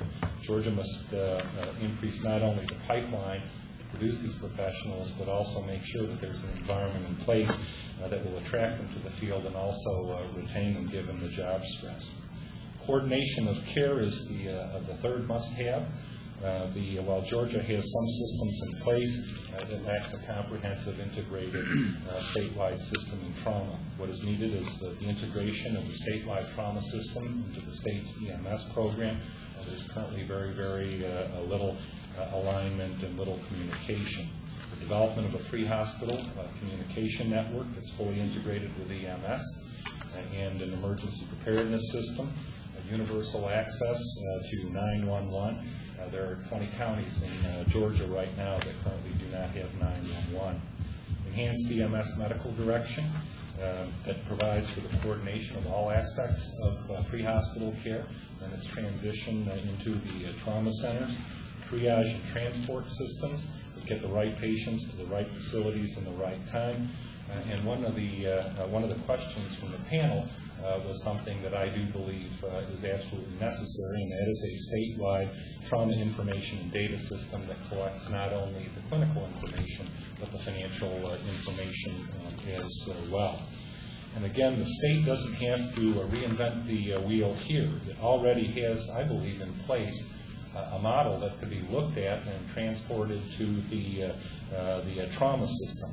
Many of you are perhaps familiar with a regionalized perinatal system in the state. The state has divided itself up into 6 regions, and 6 lead institutions coordinate all of the high-risk delivery and newborn care in the state. There's a full-time coordinator in each one of the regions that works with all of the hospitals in that region in terms of the care delivered. The coordinator helps to facilitate the right care, the right place, the right time. The regional perinatal system has a statewide mandatory clinical and financial reporting system that tracks clinical outcomes for both perinatal and the newborn, as well as the financial. There's differential reimbursement. The regional perinatal centers have an enhanced reimbursement for serving these vital roles. And then there's a yearly statewide audit where an independent company comes in and evaluates both the dollars that went out, the clinical information, as well as the financial, and again provides accountability. This was put in place in 1991 to address the state's then horrible problem in terms of infant mortality, and it's been very, very successful over a 15-year period now. Maybe something like that serves as a good model in the state for the trauma network. In closing, in summary, if Georgia is to develop a genuine statewide trauma system that effectively saves lives, the priorities are dedicated and protected public funding, better staffing at all levels, and much better coordination of care. But I believe we have a good base from which to put such a comprehensive system in place, including resources that could be tapped to fund this system. Again, there's a similar model that exists that could be transportable. Again, we hope you'll help us in improving the system by giving us the tools that are needed.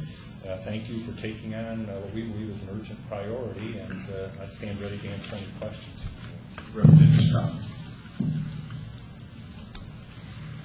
Thank you. I'd like to ask you the same question, essentially, that I asked of the GHA. Is the Alliance willing to take the position publicly that all hospitals, especially hospitals of a certain size, should be reporting into the statewide trauma care system, regardless of if they are a trauma hospital or not? I can't speak for the Alliance, but I'll speak for myself. I believe that is a must, that is a requirement. So I would advocate strongly that all hospitals should report into this system. Again, you have the same kind of system for the regional perinatal network, where all hospitals have to report both the clinical information as well as the financial information. And then, would you support the same thing for the diversion and the number of times? I would. Would you advocate for the Alliance supporting this commission and making those changes? I would advocate to the Alliance. We'd have to see what the entire membership would, but I'd be a pretty strong advocate because we've seen it work in other models. Thank you. Okay.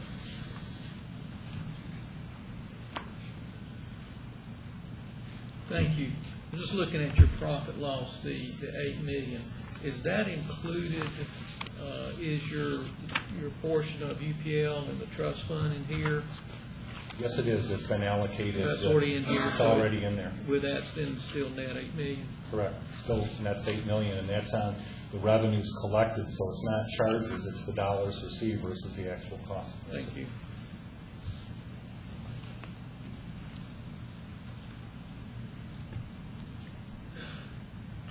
Don, let me ask you about Senator Johnson had asked the previous presenter about how you go about if we can find a dedicated fund, how we go about allocating those funds. It appears to me that what you're suggesting is these regional perinatal centers, and they have effectively increased reimbursement rates for being that. Is that what you're suggesting? Correct. There is funding that that then is allocated based on the number of deliveries that each one of the regional perinatal centers takes in. And so there's preliminary advanced funding, and then every year the National Perinatal Information Center, which is a group based in Providence, Rhode Island, comes down and audits all of the data, both the clinical and the financial, and then there's reconciliation at the end of the year in terms of the reimbursement. So that would in effect be a cap to incentivize people with the hospital who are not level 2 or 3 who come to the top. Correct. Any further questions? Dr. Matt? When we look down here on the priorities and you talk about the public funding, I think the legislators could maybe come up with some possibility of some more appropriations possibly and some way to come up with the money. But number 2, they have better staffing at all levels. How do you propose we do that unless we come up with new schools for more nurses or doctors? How can the legislators help you in better staffing? Well, I think there are efforts underway, both in terms of the University System of Georgia, the GHA, and the legislative branch in terms of really trying to increase the pipeline. My colleague at the Medical College of Georgia, Dr. Ron, recently chaired a committee that had a report in terms of it. And so there are things that are going to need to be supported in terms of the University System of Georgia, in terms of increased physician, increased nursing, increased allied health, including EMT. So what I think the committee and the elected officials can do is to support some of the efforts underway that are looking to increase this pipeline. Thank you, Don, very much for your presentation. Thank you. The committee will bear with us. We're going to try to have 2 more presenters before we break for lunch. And next, we're going to ask Jacqueline Kosakowski to come to present. She has more than 30 years experience in the field of pediatric nursing, focusing on critical and emergent care. For the past 9 years, the Children's Healthcare of Atlanta and Emergency Services, where she currently serves as the Trauma Services Coordinator. Jacqueline, we welcome you as you present to our committee this afternoon. Thank you very much. I'm going to take this opportunity to provide you some information about trauma as it pertains to the children in Georgia and to respond to your questions. As you already know, many information that pertains to pediatric level 2 trauma centers in Georgia, and you see where those are placed on the map. Based on information provided to the State Office of EMS and Trauma, there are 728 available pediatric trauma beds in Georgia. That's statewide. 64 of those beds are intensive care level. Georgia's 2005 population shows that 24% of that population is less than 15 years of age. In response to the questions that you submitted for recommendations, first and foremost, as an essential element for Georgia, is the communication system. Some of our previous presenters have already alluded to that. That communication center needs to be fully integrated, needs to provide 911 or enhanced 911 statewide, and there needs to be prioritized dispatching for trauma patients. A second essential element would be pre-hospital care, and this would result in getting the right patient to the right place in the right time, hopefully for a child within that planned 30 minutes. In a manner to address that in an expeditious way, there needs to be standardized trauma triage criteria where the field or first responders know that if this criteria is met, I do not go to the closest facility, I do not go to a level 3 or a level 2 center that does not have neurosurgical coverage, but I bypass those centers to go to the most appropriate level of trauma care unless, of course, immediate airway or hypotensive stabilization is needed.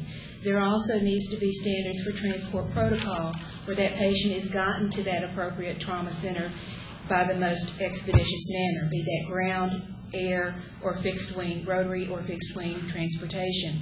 Many times our patients are come to us by ground transport when air would have been the most appropriate. By the same token, we have many patients flown to us that could or should have come by ground transport. A third essential element for trauma system in Georgia is injury prevention. As Dr. Gage already alluded to, you prevent it to start with, and you don't have to deal with it on the back end. We need to look at what sort of injury prevention programs are needed, implement interventions that address those types of injury, and then evaluate those interventions to see that the prevention interventions have been the most expeditious manner. Just to give you an idea of what is happening to children in Georgia when they sustain traumatic injuries, this is data for 2004 and 2005 for Eccleston and Scottish Rite. 66% of our patients come to us from St. Elsewhere. We do not get them directly from the scene of the accident. They go to the closest facility, be it a trauma center or not, and then are transported on to Eccleston or Scottish Rite. So again, a lot of our precious 30 minutes are spent at another facility. And the majority of those patients come to us by ground transport, not air. Looking at elements that are already in place, first and foremost, I can't say enough about the Georgia Office of EMS and Trauma. Without Dr. O'Neill, Renee, and Marie's leadership and gathering of the data that exist in the trauma registry, a lot of the information that you have already had presented to you would not be collated or collected or known to anyone except those of us in the Georgia Committee for Trauma Excellence. This is composed of the trauma coordinators and the trauma registrars throughout the state. Many times we've been the only voice in existence for trauma care in Georgia for over 14 to 15 years, and now we have the state office that is also joining us, as well as your subcommittee to help us develop and maintain a trauma system in Georgia. Another element that's already in place that many of you may not be aware of is the diversion website that is already on the internet, easily accessed by any EMS or hospital personnel that will tell you which facilities are on diversion, how long that diversion is expected to last, and the reason that diversion is in place. You've heard alluded to many places that go on diversion because they just don't want to deal with whatever. There are valid reasons to go on diversion. Those of us that are designated trauma centers utilize, we don't have an operating room available, we don't have a CT scanner available, we don't have a surgeon available to take care of that patient at that point in time. But that website has been up and running since around 2001. Many people do track the diversion hours and the reason they are on diversion, and I can tell you that at Children's Healthcare of Atlanta, that is something that we are particularly dedicated to look at, because we know that we are one of the few places in the state that children can go to when they're injured. Two other elements that are already in place: Children's Response, which is our transport team that can go anywhere in the state. We provide ground, air, rotary, and fixed wing transport to get children with whatever injury or medical need they may have to an appropriate facility for their care. And then we also have sponsored Safe Kids coalitions. There are 24 coalitions in the state of Georgia that look at injury prevention. What sort of trends are we seeing in our pediatric population, and what sort of interventions can we put in place to protect the children? Child restraint laws, proper installation of car safety devices, helmets, looking at ATV accidents and other accidents that come in to play in the pediatric population, and what education or intervention or even sponsoring of legislation can we provide to protect our children. As far as recommendations for accountability mechanisms, you already know we need funding, but we would want that funding to be allocated to qualified trauma centers. And by qualified, we would mean those centers that are either ACS verified or designated by the state of Georgia. And that should be voluntary participation. Not everyone who calls themselves a trauma center or who thinks they get the patients are going to meet the criteria or have the resources available to them. And I don't think it should be mandated, but yet a voluntary thing that, yes, we do want to participate in this. We do want to provide a high level of care. And we do want to meet the requirements as put forth by the state, which, in case you didn't know, the state uses the ACS verification criteria for state designation. Another component of the accountability mechanism would be an application for reimbursement. This could be quarterly versus annually. Again, the more frequently the application is met, the more administrative costs would be involved.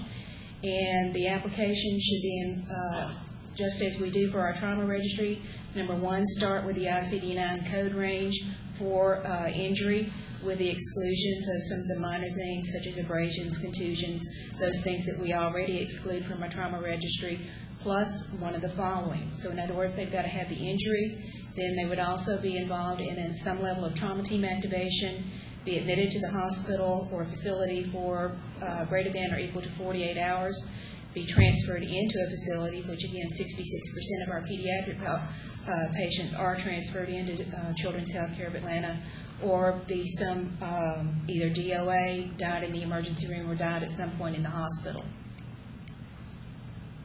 The distribution of funding should be based on the volume of trauma patients seen at the facility, as well as their level of designation, the severity of injuries being seen at that facility, and any accountability or non-reimbursed charges.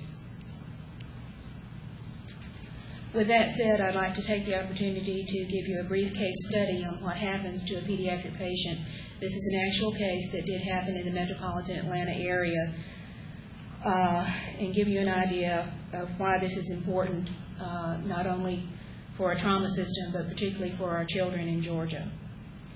I'm going to tell you about a 2-month-old child that was involved in a car crash in metropolitan Atlanta. The child was restrained in a car seat, however the car seat was not properly installed into the vehicle. The child was ejected in the car seat from the vehicle, and as is so typical, when a parent and a child are involved, they were both put in the same ambulance and taken to the same facility. At that point, the child was crying, inactive, and according to the EMS providers, looked okay. Remember that children have a platinum 30 minutes for appropriate intervention to occur. The clock has started. Let's proceed. The child arrived at the non-trauma center in metropolitan Atlanta, and at that point was noted to be gone from crying inactive to being only responsive to pain. Evaluation of the child's injuries proceeded. A CT scan was obtained. It showed a skull fracture.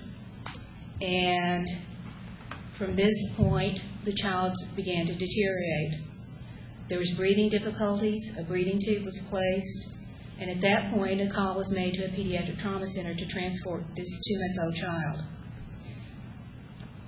Prior to the transport occurring, they discovered that the breathing tube was not in the trachea, it was in the esophagus, so the breathing tube that they thought was in place in providing air and oxygen for the child had become dislodged. They removed it and replaced it, and transport to the pediatric trauma center began.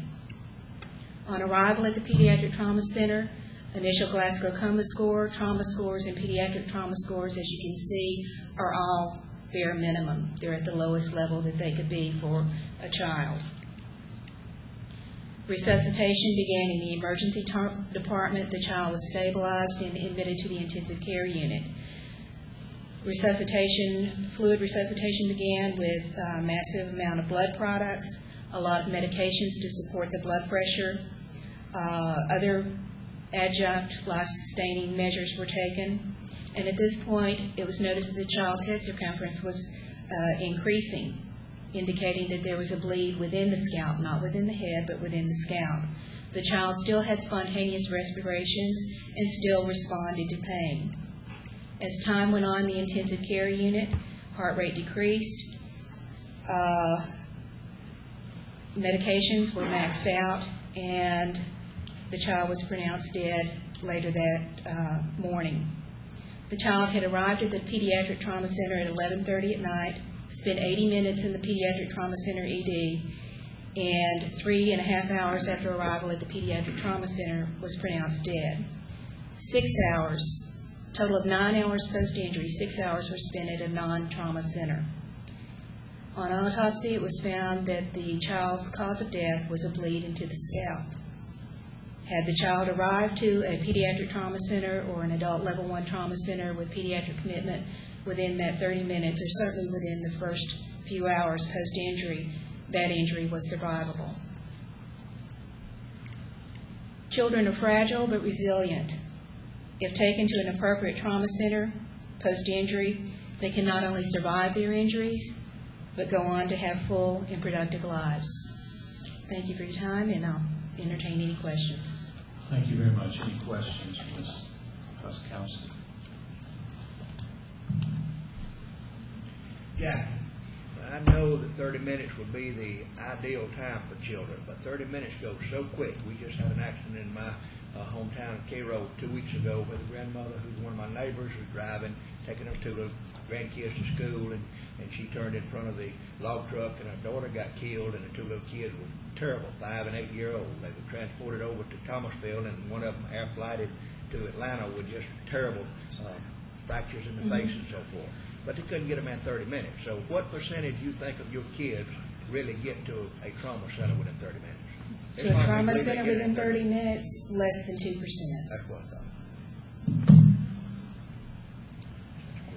Thank you so much. We appreciate your testimony. I would be very grateful if we could get a copy of your presentation. We have those. Thank you very much.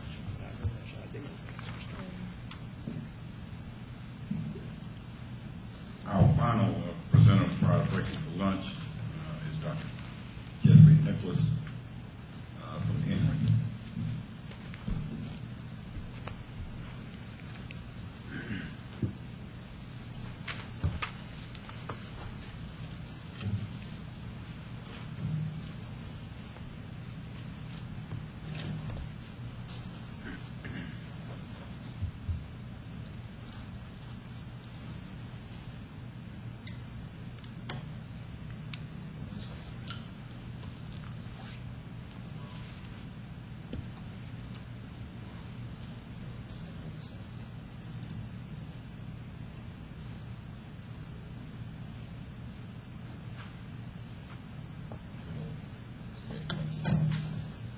Good morning, early afternoon. It's a pleasure to be here, and I thank you for the opportunity to speak to you today. I'm going to speak to you from the perspective of a surgeon that takes care of these patients on a daily basis, and as you heard from Dr. Haley, I work at Grady along in close conjunction with Dr. Haley and his colleagues, and we see over 4,000 trauma activations per year. About 2,500 of those translate into admissions for over 24 hours.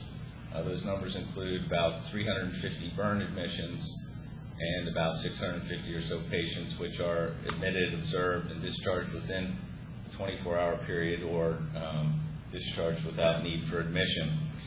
If you just do some simple math, you can figure out pretty readily that that works out to about 10 or more of these activations a day, roughly one every other hour. So this is not something that occurs intermittently. This is an ongoing round-the-clock problem that we see. And those of us who deal with it regularly have come to realize that it's a disease of nocturnal disease of weekends and holidays, unfortunately. But those times are the busiest, and those are frequently when the resources are at the minimal. I guess we're asked to try to address 3 questions today. Most of you know what these are from previous speakers, and so I'm going to go into what elements are necessary to support and sustain a trauma system within the state. I think a big thing is public awareness. I think this is an under-recognized problem. I think none of us like to think about this, but trauma is the leading cause of death in patients between the ages of 1 and 44. It's the most productive members of our society. It's our taxpayers. It's our family breadwinners. And 80% of these deaths are in the 15 to 24-year-old range, and it accounts for 60% of childhood deaths. So this is not an insignificant problem, but it's one we don't really want to think about. Everybody knows you get heart disease if you live long enough. Everyone knows someone who has cancer if you live long enough. But nobody wants to think about sustaining a traumatic injury in the most productive years of your life. But trauma exceeds causes of death from cancer and cardiovascular disease up until the 5th decade. Those of us who practice trauma know that there's a golden hour to resuscitate patients. And you can see here, this is a classic paper that kind of produced this data. And it's old data, but probably holds fairly true now. But the majority of deaths occur either at the scene or within hours, certainly within 24 hours of admission, or about 80% of the deaths. These are the ones we consider potentially preventable. And so the American College of Surgeons and the Committee on Trauma has used this concept of the golden hour to emphasize the importance of getting a patient to the right facility at the right time where they can get access to expert trauma care during a period of reversible shock. Well, what makes trauma centers different from any other acute care facility? They guarantee immediate availability of specialized surgeons, nurses, emergency medicine personnel, anesthesia, and resuscitative life support that's available 24/7, 365 now. It's not calling someone in from the outside. It's not assembling an operating room that's available. These facilities have the capability to take care of these patients upon arrival. Fortunately, the majority of folks that are injured will not need that level of care, and this just kind of illustrates that the majority of people injured will sustain rather minor injuries, and as you go up a spectrum of severity of injury, they fewer and fewer patients, as you might expect. And hence a tiered system is very useful to care for these patients, and when you get out into this area out here, this is where the level 1 systems really come into place, tertiary referral for really a minority of the injured trauma patient. So a tiered trauma system is essential if we're going to proceed with this in the state, and we have that existing today. But just to kind of refresh you all on what that is, level 4 is essentially somebody can initially respond and stabilize someone. They produce and basically take care of the ABCs, or the advanced trauma life support. Level 3, basically similar type things, a little more advanced, but both of these centers will require transfer agreements for complex injured patients to either level 1 or level 2 facilities. They're not going to be equipped to take care of the small percentage of these patients with the most complex problems. Level 2s and level 1s should clinically be able to accomplish similar things. There's really very little difference in terms of what you should be able to accomplish from a clinical perspective, but a level 1 is certainly a regional resource. It's a tertiary care referral center. It's a lead hospital central to the network, and it generally has requirements for either graduate education or some type of research out of the institutions. This is our distribution of trauma centers within the state. I'm sure most of you have seen this.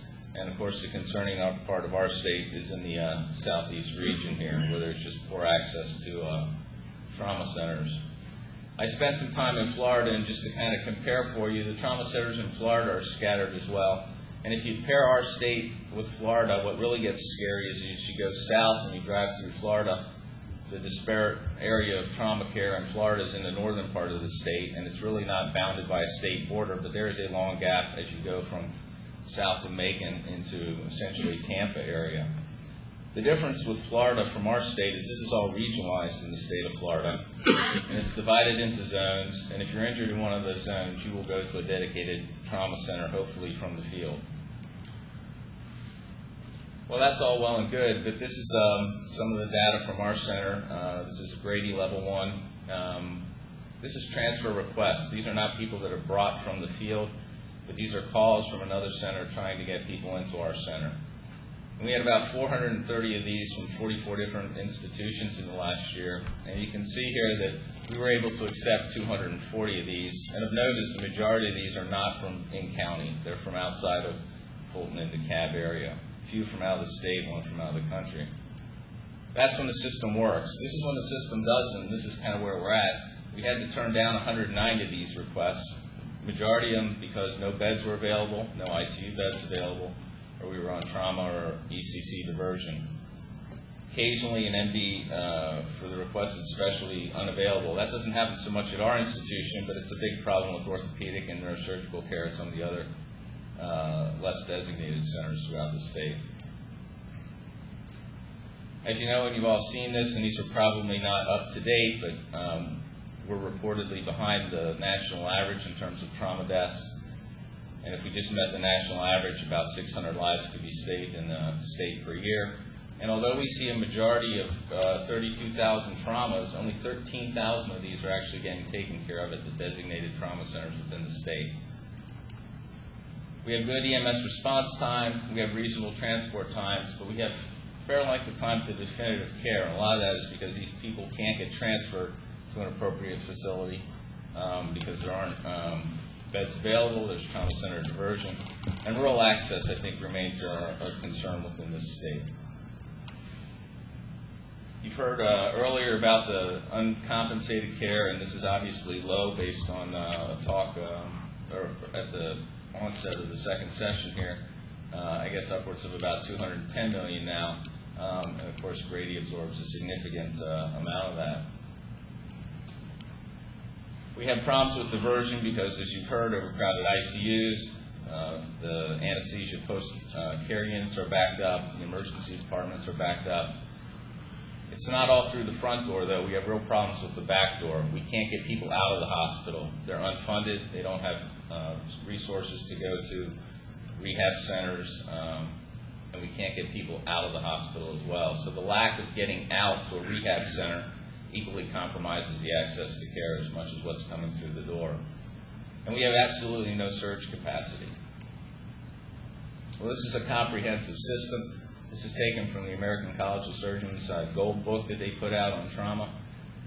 We have pretty good things that you see in the center of this graph here. We have good pre-hospital care. We have designated and dedicated trauma centers. And we have good acute care facilities that handle a lot of our trauma within the state. We do have leadership. We have good leadership. We have system development in its infancy, but we really lack the finances and the legislative mandates to be able to move forward with a comprehensive trauma care system for the state. So in summary, we have good leadership organization, the State Office of the EMS. They're able to oversee this entire system, I believe. We have good prevention programs, although not enough. But despite the best, there's going to be people that are injured. And when those are injured, we have dedicated trauma centers with adequate resources being the key. The trauma centers exist. I'm not sure that the resources do. We have regional access to the trauma centers with good pre-hospital care. We lack transfer agreements amongst those centers that would really coordinate this in a timely fashion. We need a good network of rehab centers, sustained funding and finance, and legislative as well as public support. But what elements are in place of all those things we need?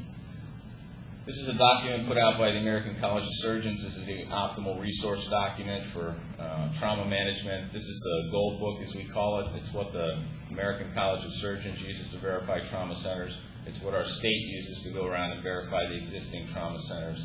And that's been ongoing, and re-verification is in process. And we have many of these centers within the state that teach the Adult Trauma Life Support Program, which is basic resuscitation for all hospitals and providers. We have good trauma centers. These are the places, as I said, that have all the right stuff available immediately for the patient, not upon request for people to come into the hospital, but immediately 24/7, 365. And we have 4 level 1 trauma centers that have all the right stuff. They have good leadership, good resources, they're teaching institutes. They have great educational programs, and research comes out of all 4 of these centers within the state. The Georgia State Trauma System Development Committee has come out of the State Office of the EMS, and this is a group of people which have put a lot of time into trying to develop a system. There's been a lot of groundwork already laid for this. I think it makes sense to continue with the work that's already been done, and this has been great efforts by the State Office for EMS. There were 6 subcommittees in here, and they laid out a plan basically to provide a safe and secure environment with a focus on preventing injuries when possible, and when that fails, to provide optimal care for injuries that have occurred. Similar type mission statement, and again, you can see that there's a plan laid out here. These folks have put a lot of thought into this. What have they done? Well, all the designated trauma centers in the state have been reviewed and re-verified, I think going back to 2001. They're in compliance with the state requirements, and part of that compliance is submission of a data set to the state registry. So there is good data available, at least from the trauma centers. And these places undergo redesignation by the State Office of EMS to ensure that they continue to remain in compliance with what we would consider appropriate trauma care. There's aggregate trauma center data that's now been collected by the state. This has been submitted by all the trauma centers that currently exist through the TRACS system, which is the Trauma Registry of the American College of Surgeons. There's a medical oversight and review committee that has the ability to sort through this data. And all this data is available for study to help guide some of the problems that come out and that can be identified within the state. There's plenty of internal monitoring for a system. There's a verification process, which I've already spoken to you, that the state performs. There's a statewide aggregate database and a state medical review board. And then each of the individual trauma centers undergo a rigorous self-inspection, if you will, of their own outcomes. And all of us maintain a trauma registry. At Grady, we have a trauma outcomes review committee that reviews all traumatic deaths. And as well, we have weekly M&M conferences which review morbidity and mortality from all patients that are taken care of. So in summary, the lead state organization I think exists, that being the State Office of the EMS. We have dedicated hospitals. We have lead level 1 institutions. We have good internal and external oversight and review that's already in place and probably just needs expanded. There's aggregate data to move forward. There's legislative interest and support, which I'm very glad to see. And I believe there's increasing public awareness, but a lot more that's needed. How about accountability mechanisms? I think I've already addressed this, but I think the state is probably, the Office in EMS probably provides the lead for accountability. The dedicated trauma centers by maintaining their verification status and as well reviewing their own complications and morbidity. The American College of Surgeons as well has a group that's available to go out and review state systems that are set up, and we could invite an external review by a national organization to come out and review the system that's set up in the state and actually assist with that process. And I think one of the great measures of the success of this will be our ability to absorb and increase surge capacity. So that's all I have. I appreciate the opportunity to talk to you and briefly address any questions.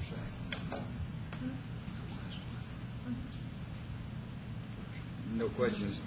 Thank you very much. We don't have any questions. Thank you very much. Chairman Statement is going to speak to us about the schedule of the balance. Thank you. We're going to take a 1-hour break for lunch and a tour for some of the members of the committee. So we will reconvene in this room at 1:35.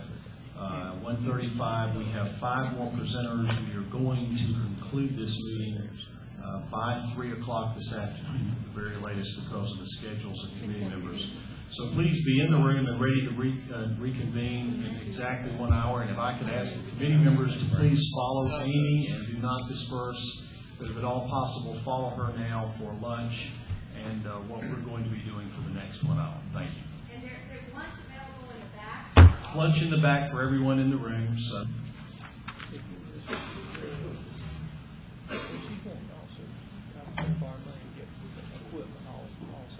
I believe we have 4 people who are waiting to give testimony this afternoon, and so we're going to try to do those as quickly as we can, and no later than 1 hour from now we need to be pretty well wrapping this up. So if our presenters would keep that in mind, I would be very grateful. We're going to begin this afternoon with Mr. Courtney Terwilliger, if I said that correctly or close, who is with the Georgia Association of EMS. We welcome you and appreciate your coming to give testimony this afternoon.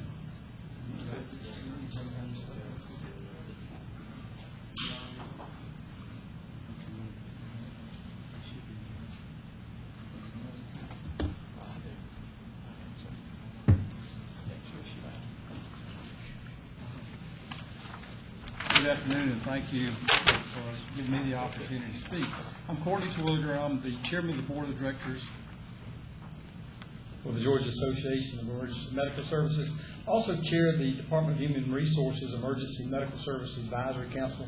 So I wear a couple of hats in that particular area.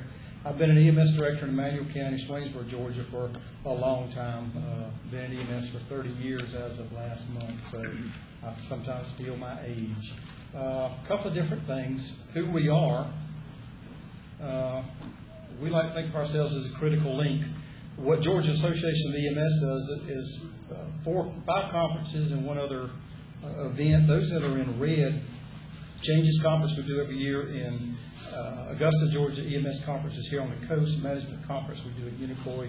Educators Conference we did last week over at Pine Mountain. State EMS Award Banquet every year in Macon. The legislative reception is the one that we've always done. The other conferences that are in red started off as state functions. The state government started those conferences, and over the years, as funding dwindled for EMS services and EMS systems, they had to get out of those businesses, and we ended up taking those things over. Who EMS is, 1 call every 33 seconds, 1.8 calls every minute. Essentially, this is 2005 data, 930,000 calls in 2005. We feel comfortable that we're pretty close to the 1 billion ambulance calls in the state of Georgia every year. So we reach out and touch a lot of people every day. I consider it the critical link in trauma systems for this particular slide. 89% of what you do, we bring to you. So 73% of it comes by ground ambulance and 16% of it comes via air or helicopter. And we feel very comfortable that you could not do your work without our work. And quite frankly, you will not succeed unless we can succeed also. And the system for it to succeed, we all have to be able to do our part. And we hope to be able to continue to do an excellent job at that. over 13,000 licensed professionals. Got another slide in just a few minutes for me to tell you that I'm a little concerned about that number now. Resources, 282 plus or minus licensed ambulance services. And you find in Atlanta they come and go a little bit. We have some debate about the number of helicopter services in Georgia. Some of them say 5, some say 6. They are not regulated at this point, but I will point out to you that the helicopter services in the state of Georgia, we have been extraordinarily fortunate to have the quality of performance that we have out of our air services. Processes, the things that we think we need: training, licensure, medical directors, direction, standard medical protocols, and I'm going to tell you a few things in a few minutes about some goals that we would like to see out of the trauma system. Number of calls received monthly. If you notice that one little spike there, anybody know where that's at? Yes, Atlanta, Georgia, Region 3 is an interesting dynamic in the state of Georgia. And if you look at that and kind of cement that slide in your mind, there's a couple more that'll come in. You'll see that it changes a little bit by the region. Ground ambulances by region. Again, if you'll notice, Atlanta has quite a few ground ambulances. And as you go across the rest of the state from the different regions, you will find that some of the regions, particularly those rural regions, do not have anywhere near as many ambulances. Now, if you look at licensed ambulances per 100 square miles, then again you find the rural areas more sparsely populated have a great deal less ambulances to provide that care. And as we talk about regionalization of services, trauma services, stroke services, cardiac services, that slide there is crucial for you to understand what our problems are. And the critical link, again, these are the helicopter services, and the circles there are 10-minute out. These services cover a great deal more distance than what is indicated there, but at the same time, I'll point out what you already know, that there's a certain part of our state that has huge issues. State labor shortage, wonderful slide. And the State Office of EMS has been very supportive of us. 2 years ago, at the request of our association and at the request of MSAC, set out and surveyed the EMS directors in the state of Georgia because we perceived something they did not. We perceived a distinct shortage of the people who do what we do. Okay, 100% of the individual owners that they surveyed said we had a shortage. 56% of surveyors had one or more paramedic openings, 8.2 cardiac technician, 34% who were surveyed have EMT intermediate jobs opening, 5.7 EMT B, and 89.3 indicated a statewide labor shortage. All types of providers affected all over the state of Georgia. And I'm here to tell you that was 2 years ago and has not changed, except gotten perhaps a bit more critical. This I got from and I'm sorry Dr. Joe Robinson's not here, and he made one statement I'm going to repeat in just a minute. This data here came out of the Journal of Emergency Medical Services, a nationwide journal that deals with EMS issues. The researchers were from the National Register of EMTs, and I essentially put this into a slide, and it shows EMS providers per 10,000 population. Now, the survey went nationwide. I just took the southeastern regional states and looked at us in comparison to our neighbors around us and how many medics we have per 10,000 population. On this particular graphic, we're dead last. On this particular graphic, and to repeat, Dr. Robertson, thank God for Mississippi, we're no longer dead last, okay? But we're close. And that explains, hopefully will explain to you the critical nature that we have in our industry trying to meet the needs of Georgia. And I've had pages today in situations in my community trying to meet the needs of our citizens. Why do we have a shortage? Well, because not too many people want to do what we want to do. It's not the most glamorous profession. We're not Gage and DeSoto. Those guys went away a long time ago.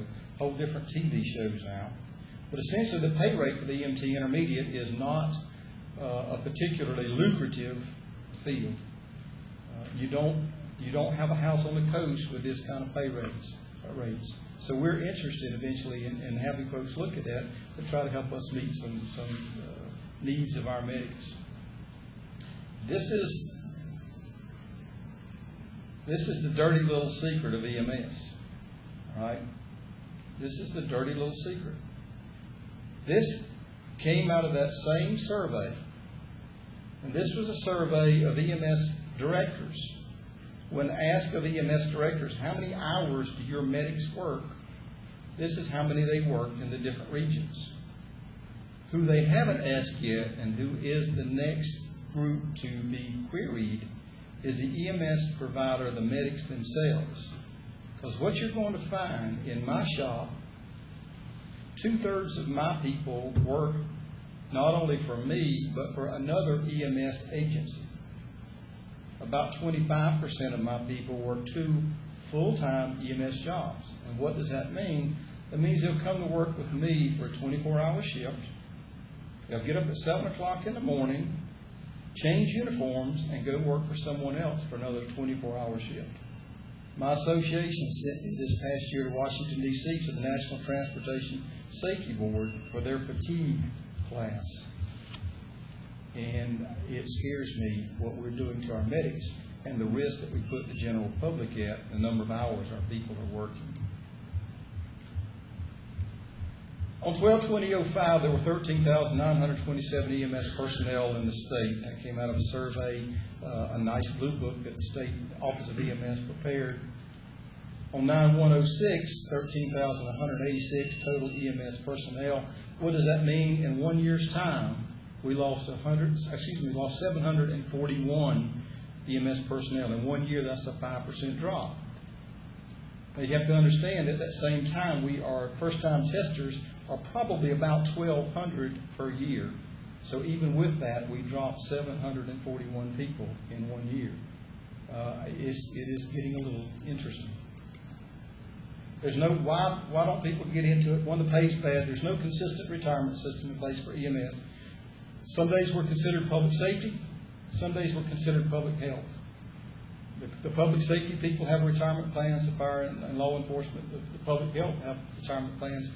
Many EMS people do have retirement plans. Hospital-based have them, some county-based have them, but they're almost always based on retiring when you're 65 years of age.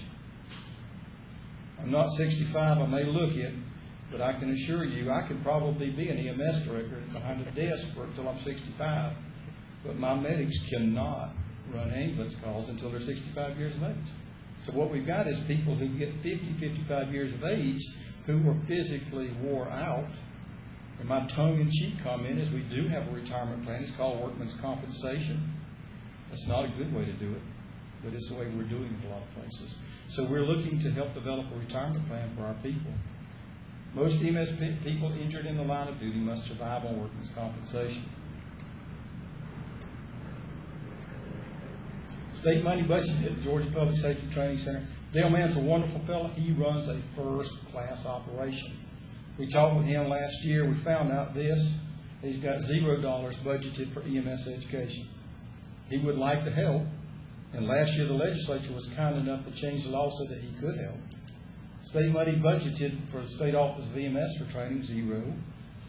They do have training coordinators out there, and they do some excellent work with us, but they have no monies there. And one of the things that I fear is the State Office of EMS, most of their budget comes from the block grants that come down from federal government. And every year we fight to keep that block grant funding there. And every year we're afraid if that money goes away, what happens to that state office of EMS that has supported the trauma system and the EMS system? And we're a little concerned about that. Federal Homeland Security money provided for EMS less than 4%. So we struggle dealing with not a whole lot of finances. The regionalization of EMS, what we're seeing is trauma, rightly so. Rightly so. I work for Emmanuel Medical Center. We will never be a level 1 trauma center. Okay? We will never be a level 2 trauma center. And one day we might be a level 3. But the bottom line is we will never do that. So what we need to do is be able to have a transportation system to get people from Emmanuel County to Savannah or to Augusta or to Macon. You're seeing the same thing with the folks who are working with strokes. They want the exact same thing to the certified stroke centers. You're seeing the same thing with the cardiac people in the Seaport study being done in South Georgia. What does that mean for us? Transport times. Average call in Emmanuel County, if I pick somebody up, take them to the hospital, I'm going to spend 35, 40 minutes on that call from start to finish. If I take someone to the trauma center, I'm going to look at 4 to 5 hours that my unit is tied up. That's a unit out of my county that can't do primary 911 type calls, but it's essential that we be able to do that. Available resources, so many ambulances available. If you go through South Georgia, and there was that slide a few minutes ago and talked about in Region 6, there's 1.5 ambulances per 100 square miles. Okay, that's how many licensed ambulances. I have 4 licensed ambulances. At the best time of the day, I staff 2. Okay, so if I take my available resources out of my county to do what I need to do for my citizens, for my friends, for my family, it stretches my resources thin on a given day. ED wait times. And we have been fortunate with that. There are places in the state of Georgia that you may take a patient to be offloaded and spend 2 hours in the emergency department. It's not because they're bad people. They don't have a bed to put them in. Okay? One doctor said they don't have a back door. They have a hard time getting patients out. And indeed, years ago, almost all of our transfers were early in the morning, 10 o'clock. Now almost all of our transfers are after 5 o'clock. Has nothing to do with what we would want to do. It has to do with what I call the hotel system in hospitals. They have to get patients out before they can get patients in, and they can't take our patients in until they get those patients out. Patient care versus budget, we call helicopters. And quite frankly, we've been very aggressive about calling helicopters in our service for a lot of years.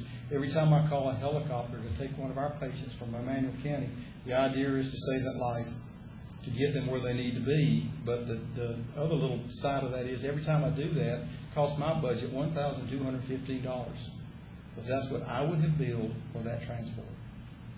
For me, that was $62,000 last year. That's a difficult conversation to have with the county commission, but that's the reality of what we do. What do we do? What do we need to do? We need more people. We need to ensure an adequate workforce for what we do. We need to increase training. We need to make sure that more EMS personnel are there.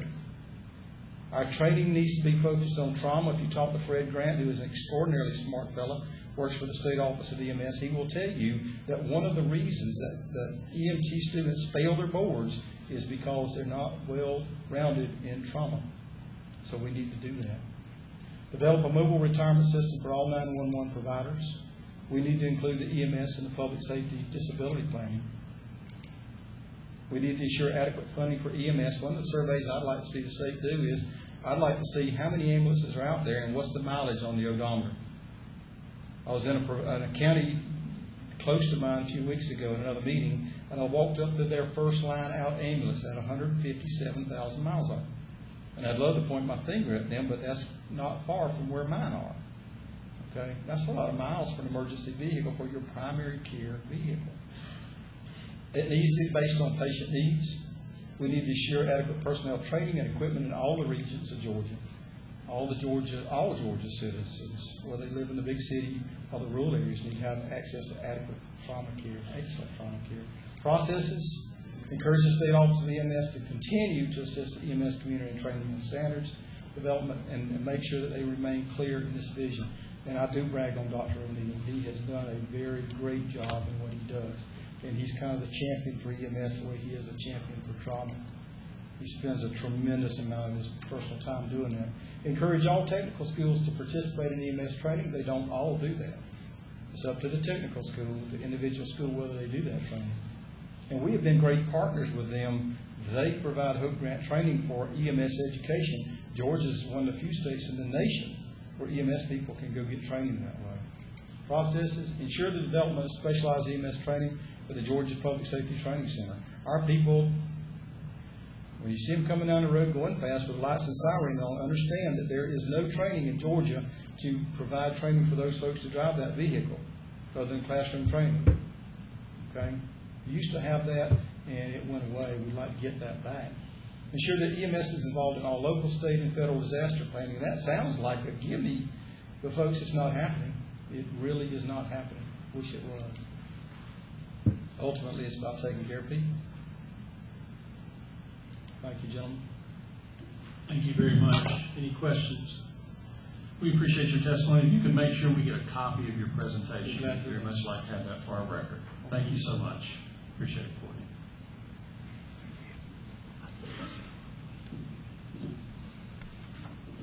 Our next scheduled presenter is Gary Nelson, Ph.D., President of Healthcare Georgia Foundation.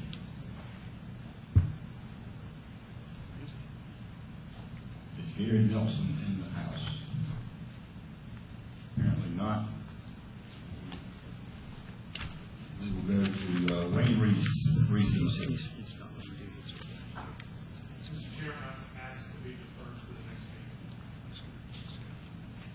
Dr. Doug Skelton, Director of Public Health, Coastal Health District.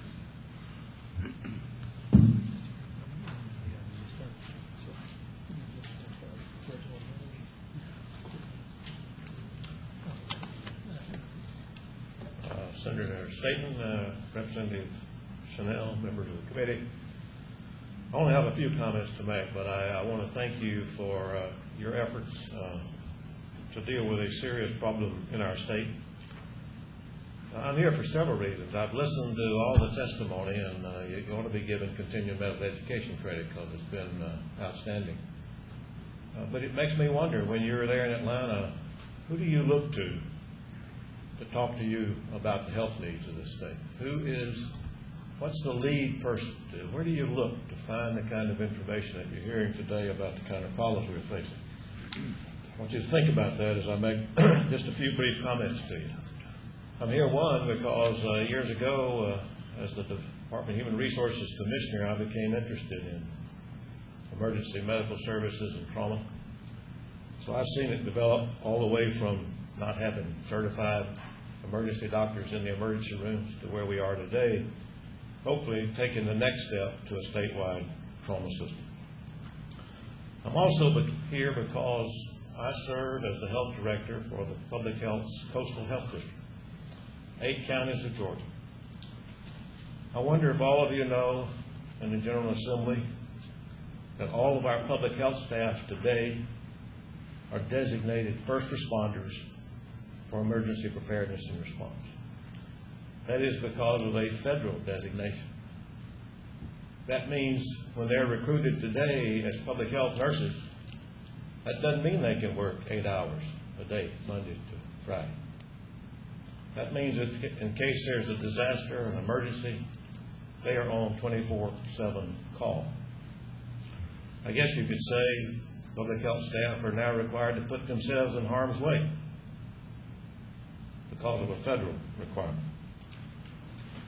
Public health in our state is the coordinating agency for emergency special function 8, which is health and medical. The secondary agency for emergency special function 6, which is taking care of mass casualties, shelters, special needs patients, getting them out of the area when hurricanes come. And trauma fits in this in a huge way on the health and medical part of emergency special function 8, which ought to be organized in every county, involving hospitals, involving public health, involving the EMS programs that were so eloquently discussed a moment ago, involving Red Cross, involving others to plan for how we're going to deal with major emergencies. Are there problems in this system? You bet there are. There are huge workforce issues in all health professions in Georgia, in all specialties in medicine, and there's some internal issues. You think it's not an internal issue when public health nurses are supposed to be first responders and supposed to be able to provide immunizations to everybody in their counties within 48 hours? That's the federal requirement. Everybody in the county within 48 hours. I can't get enough public health nurses in Bryan County to keep the clinical services open 5 days a week.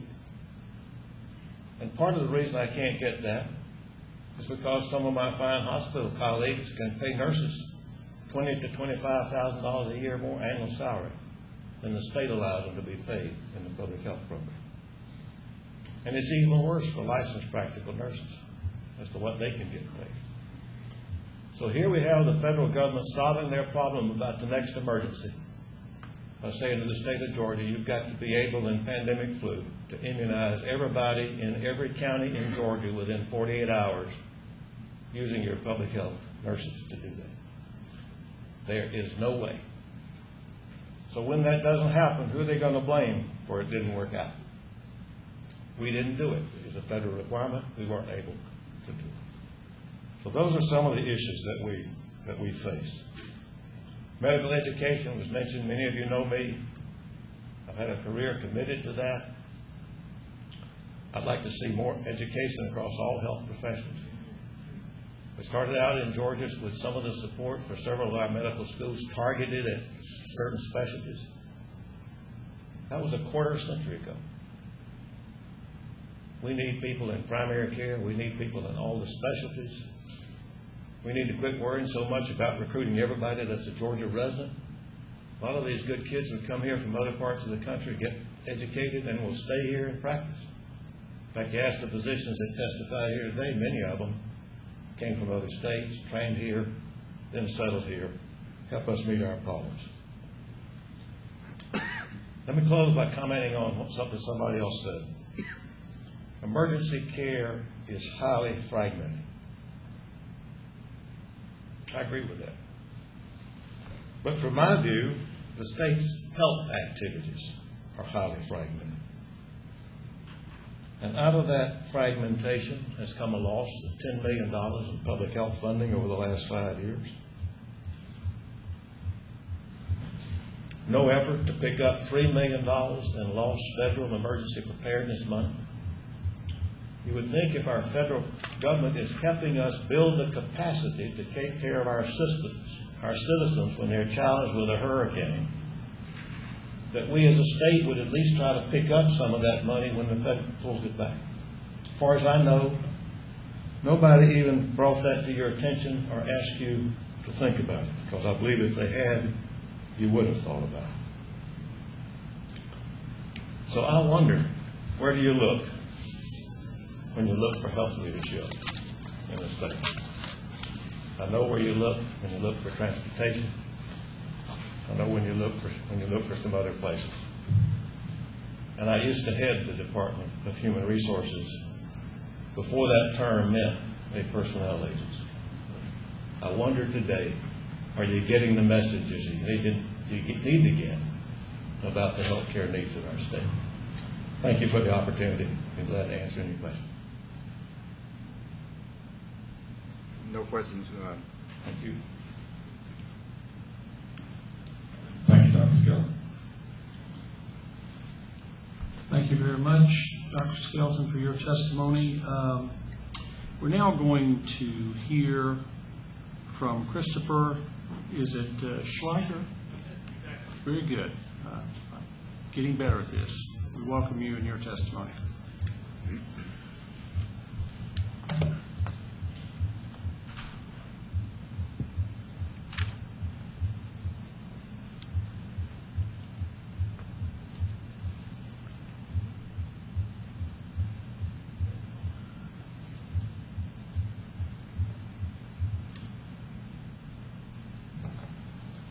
My name is Christopher Schleicher. I'm I'm an attorney in Atlanta, and I have been working in the ambulance industry for a number of years and represented a number of different companies in all kinds of matters, regulatory matters, 911 ambulance zoning matters, reimbursement matters, legislative matters.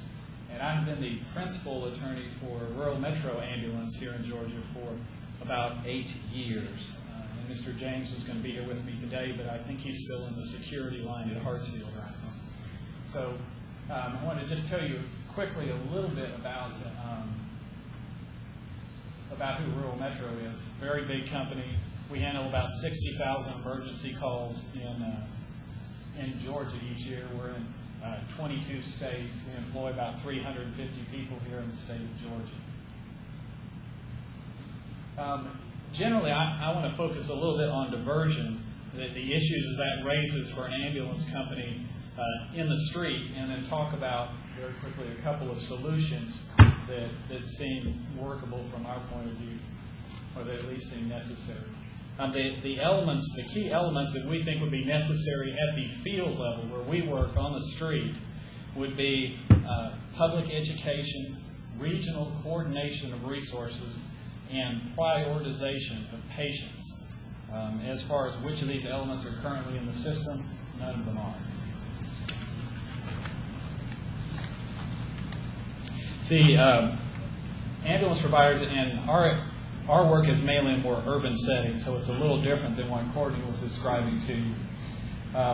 And we operate what are called system status management plans, which what happens is we have a number of ambulances based in a geographic region, and then as calls come in, the ambulances are constantly shifting to provide coverage so that you always minimize the distance between an available ambulance in any part of your territory or zone where you are. And so what happens when we have diversion problems, when we're not able to take patients to the closest hospital and we have to take them somewhere else, it screws up the entire system. It delays responses everywhere. It messes up the system status management plan. And so a time on task that should be maybe 45 minutes stretches over well over an hour. And so when that ambulance goes out of the system, then you begin to have problems. If several hospitals in the Atlanta metro area go on diversion, which frequently happens, then you really have problems. We have nowhere to take patients.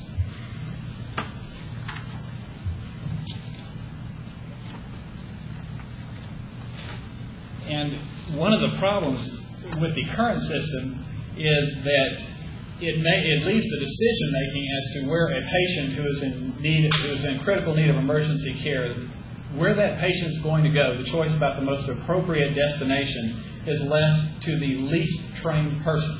That's the paramedic or EMT inside that ambulance. They're not the ones who should be making decisions about where am I going to take this patient. I can't take him to the closest hospital. Should I call an air ambulance? What should I do? Should I go ahead and just keep him and drive here? Should I do some EMTALA crashing, which for private providers, when the patient enters our ambulance, they are not yet covered by EMTALA.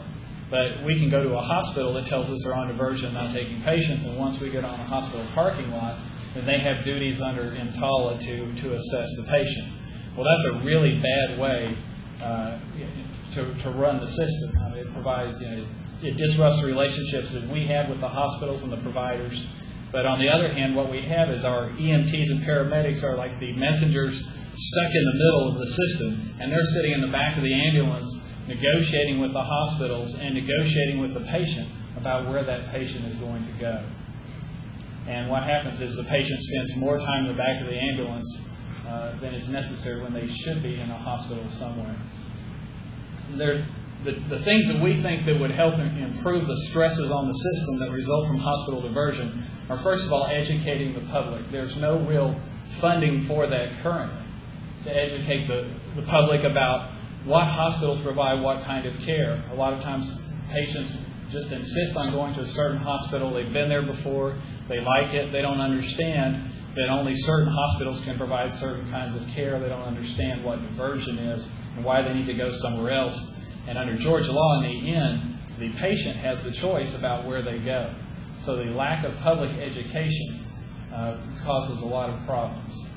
The public also needs to, and I think everyone knows this, needs to be educated about the proper use of 911 in the emergency care system.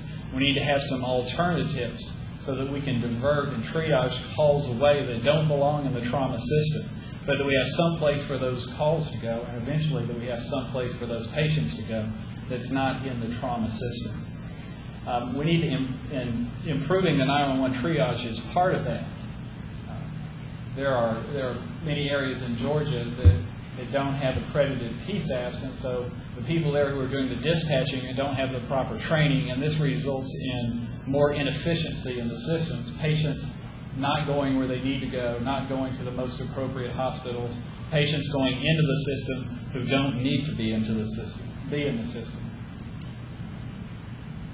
What we think that we need are regional medical control centers. And what I'm talking about here are physician staff centers, which could be hospital-based and a trauma center, but regional medical control centers that provide medical direction and coordination for an entire region. And so here then you would have not the EMTs and paramedics in the back of the ambulances, but qualified emergency physicians who would be deciding where patients would go, who would be monitoring which hospitals are on diversion, knowing where beds are available, what areas of specialty are unavailable in different hospitals, and that they would even be the ones negotiating with the hospitals about their decisions to go on and off diversion, not the EMTs and paramedics. What happens a lot of times out in the field is an EMT or paramedic will, as soon as they're dispatched on a call, someone will call the hospital and say, "Can you take this patient?" They'll say, "No, we're on diversion." And when it turns out the patient has limited options, the EMT or the paramedic will go off the radio system, pick up their cell phone, and call the hospital emergency room and ask for a charge nurse or ask for somebody that they happen to have a personal relationship with and say, "Can I please bring my patient?" And so if you're in the back of the ambulance, whether or not you get to an appropriate hospital in an appropriate amount of time may depend on who your EMT or paramedic happen to be dating that week. So we need to take all of that out of their hands and place it into a regional medical control center. And also that I put down there document diversion history. As part of the public education, I think people need to know and understand about hospitals going on diversion and when they're going on diversion and why. I think most people will be very surprised to find out that the hospital near them, that they're not going to be able to get the care there that they think they're always going to be able to get 24 hours a day. They have no idea that it might not be available there or anywhere near them. And they need to understand that if they're going to support additional funding to enhance the trauma system. The other thing on there is in some EMS systems, and others may have already spoken to you about that, what hospitals do is coordinate and they share on-call physicians. And so in a given area, one hospital may be responsible for providing on-call orthopedic physicians for the emergency rooms during that time. And so they're sort of in a central area somewhere, but they can go to any of the hospitals, but it doesn't require each hospital to have their own orthopedic surgeon there 24 hours a day. And if there is a regional medical control center, then they can coordinate all that. It's difficult to do with just the hospitals between themselves if there are more than two hospitals.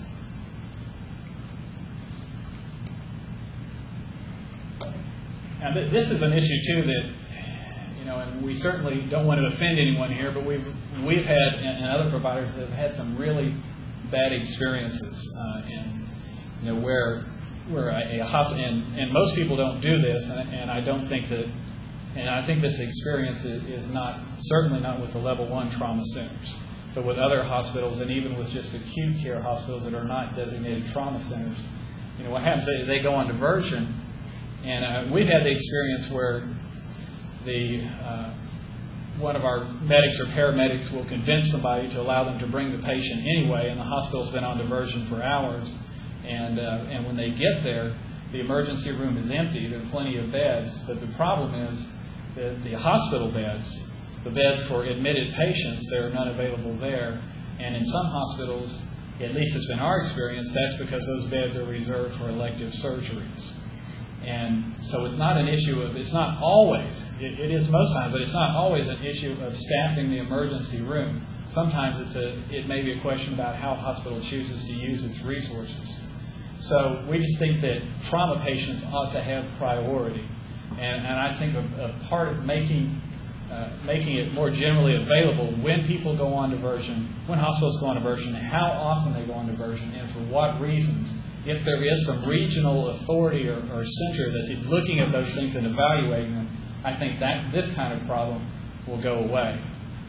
And again, another one of the related issues is about ERs being overloaded. That the doors get closed to the ambulances before they get closed to the walk-in patients, who generally should be diverted somewhere else.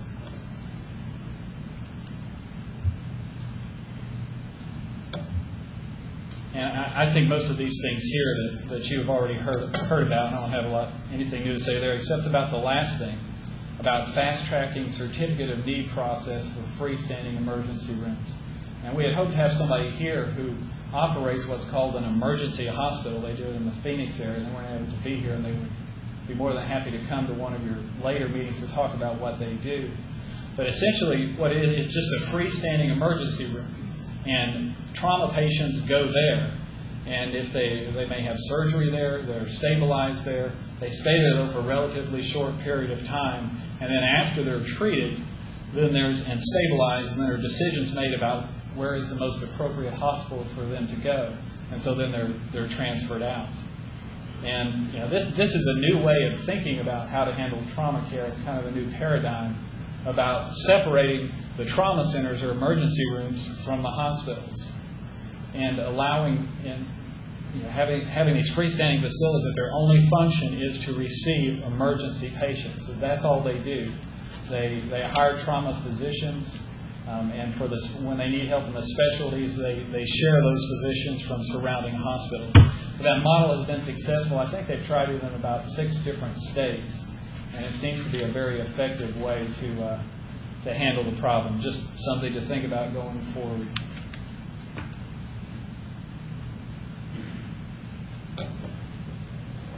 And that's just a summary of the things that we mentioned. Mainly for the EMS people in the field, what we need for the trauma system is we need management. We need centralized regional management. We need somebody who's going to help us know where to take the patient that's in the back of our ambulance. One thing that I did mention in those slides was about the use of air ambulance, and those air ambulance services are fine services, and in some sense they are our competitors.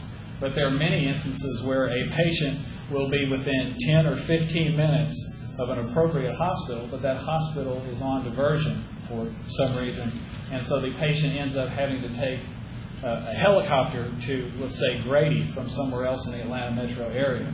And what would have been a $500 to, say, $750 ambulance bill will be in the thousands, maybe $5,000, maybe more, depending on the severity of the patient's injuries. And that's an incredible amount of inefficiency to build into the system. And it's also not as safe. But that's one of the other problems that we have when we're close to hospitals. We can't take patients there. There's further delay. We have to wait for an air ambulance to come and transport the patient. So those are our concerns from the EMS perspective. And I think mainly what we would ask you to do is to support public education and to support regionalized medical control to coordinate the resources in the system and to coordinate what the different hospitals are doing to make sure that we have a place to take you when you end up in the back of our ambulance. Thank you. Thank you very much. Questions? Thank you, Mr. Chairman. Sir, can I ask you one quick question? You mentioned freestanding ER rooms, and you said they've been doing this in about 6 different states. ER rooms, for the most part, at least financially necessary evils. That's what all hospitals tell me. And so, everybody tells me they always lose money. Who would want to open a freestanding running operation, and who pays for it? Well, they have been successful, and they've been successful at doing that in Arizona. And I'm not sure whether or not they receive any level of state funding that's different than what other hospitals are getting. But it is a whole different cost structure when they're not supporting the entire facility that's in a medical center like this one. Then they're able to do it to handle the emergency room much more efficiently. Just a different cost structure, I think. First, thank you for the presentation. You talked a little bit about diversion and prescribed for the committee for purposes of us better understanding diversion and the consequences of diversion, and maybe even generally made some suggestions, but I'm wondering if you put any thought into what could be done legislatively by the people on this committee and our colleagues in the General Assembly to address the diversion issue. We have some. As far as establishing the regional medical control, I think that's possible under the existing legislation. Title 31, Chapter 11 actually provides for regional zoning plans and the coordination of all these things. That's not what we really have. That's not how it's really worked out, but that's what the statute contemplates. So we don't really, when you read the statute, you would probably think that we have something close to that, but we don't. We really don't. We have smaller EMS zones. So it can be done there, I think, with some regulations to set up the rules for those things, and that could be done without a legislative change. In terms of, and I don't have anything specific at this point, but in looking at the reasons why people go on diversion, I think the issue of priority of handling the patient and when you can and can't close an emergency room, I think that's something that we ought to look at about establishing some rules for that. But I don't have something specific for you today. As a follow-up, why don't we have regulations that fulfill the intent of the statutes with regard to regional medical controls? Well, that's a difficult question. There's a long history there. The system has sort of devolved down into a scheme where the state is carved up into 911 ambulance zones, and then in each of those zones there's a provider who manages those zones, and there are some areas that are designated as and I can't think of the right term right now. Courtney might know, but like base stations or something. There is some provision in the existing law for that kind of thing, but it just really hasn't happened. There isn't any, because when we're trying to take a patient somewhere, there's no single place that we can call. There is no real coordinating entity that's going to tell us you should go to this hospital or you should go to that hospital. We may have somebody, a supervisor, who's trying to check the websites and to see who's on diversion. Somebody else may be on the phone calling all the hospitals, and in the meantime, the ambulance is driving around trying to figure out where to go. I'm not sure why that has happened, but the system that we have now is much less, I think, than it could be under the existing law. Mr. Chairman, another question really for Christopher, but I suppose for the two co-chairs.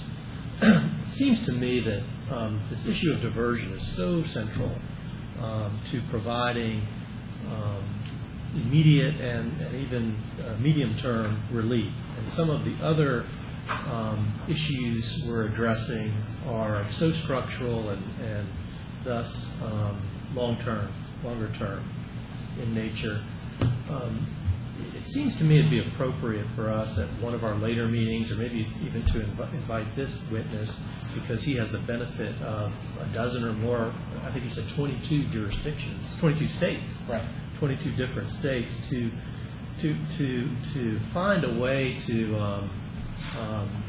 ask for some suggested, whether it be regulatory or statutory, changes so as to at least address this diversion issue. It seems to me that's something that can be fixed next year or in the next few years, where some of the other issues we're talking about are much longer term.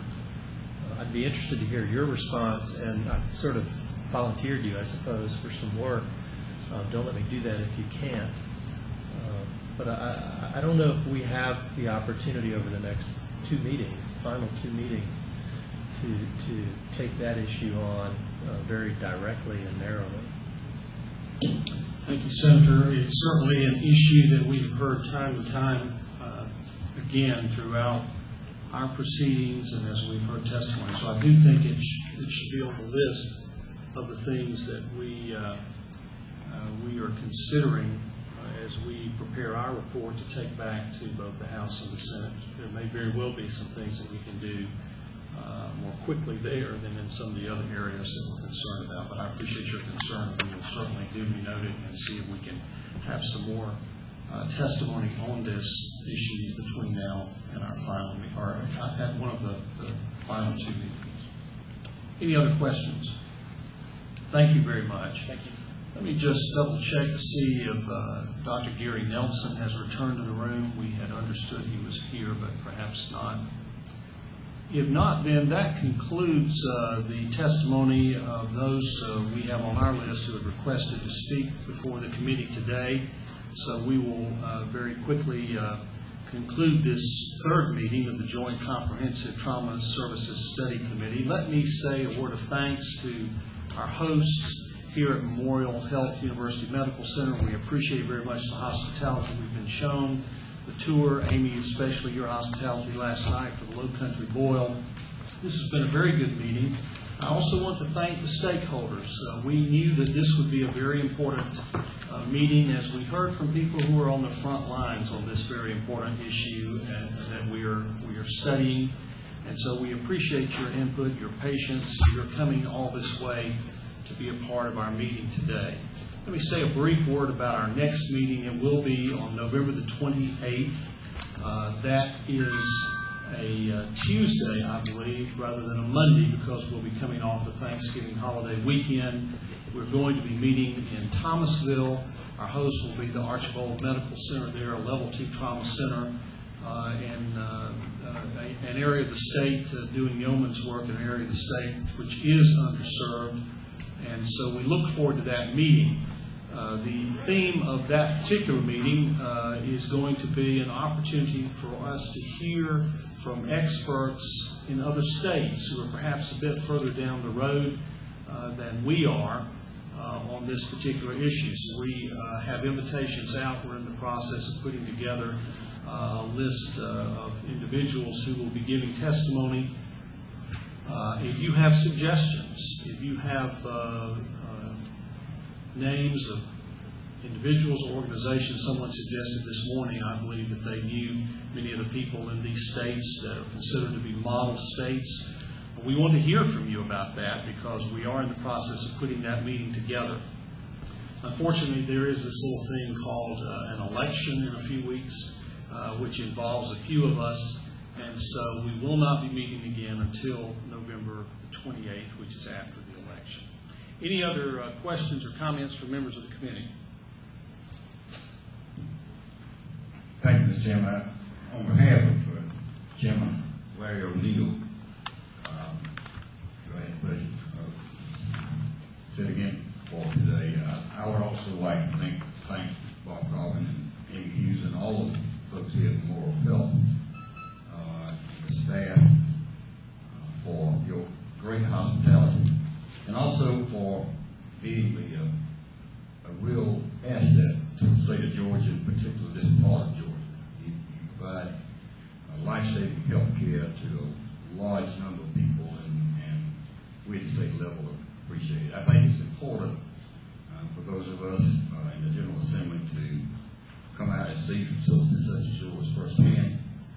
You know, during the session, of course, January, February, March, all of you all have to come trucking up to Atlanta, and although a number of members of this committee have spent a large part of 2 days and have traveled quite a distance to get here, and that's what we're supposed to do. That's why we get the big bucks, you know.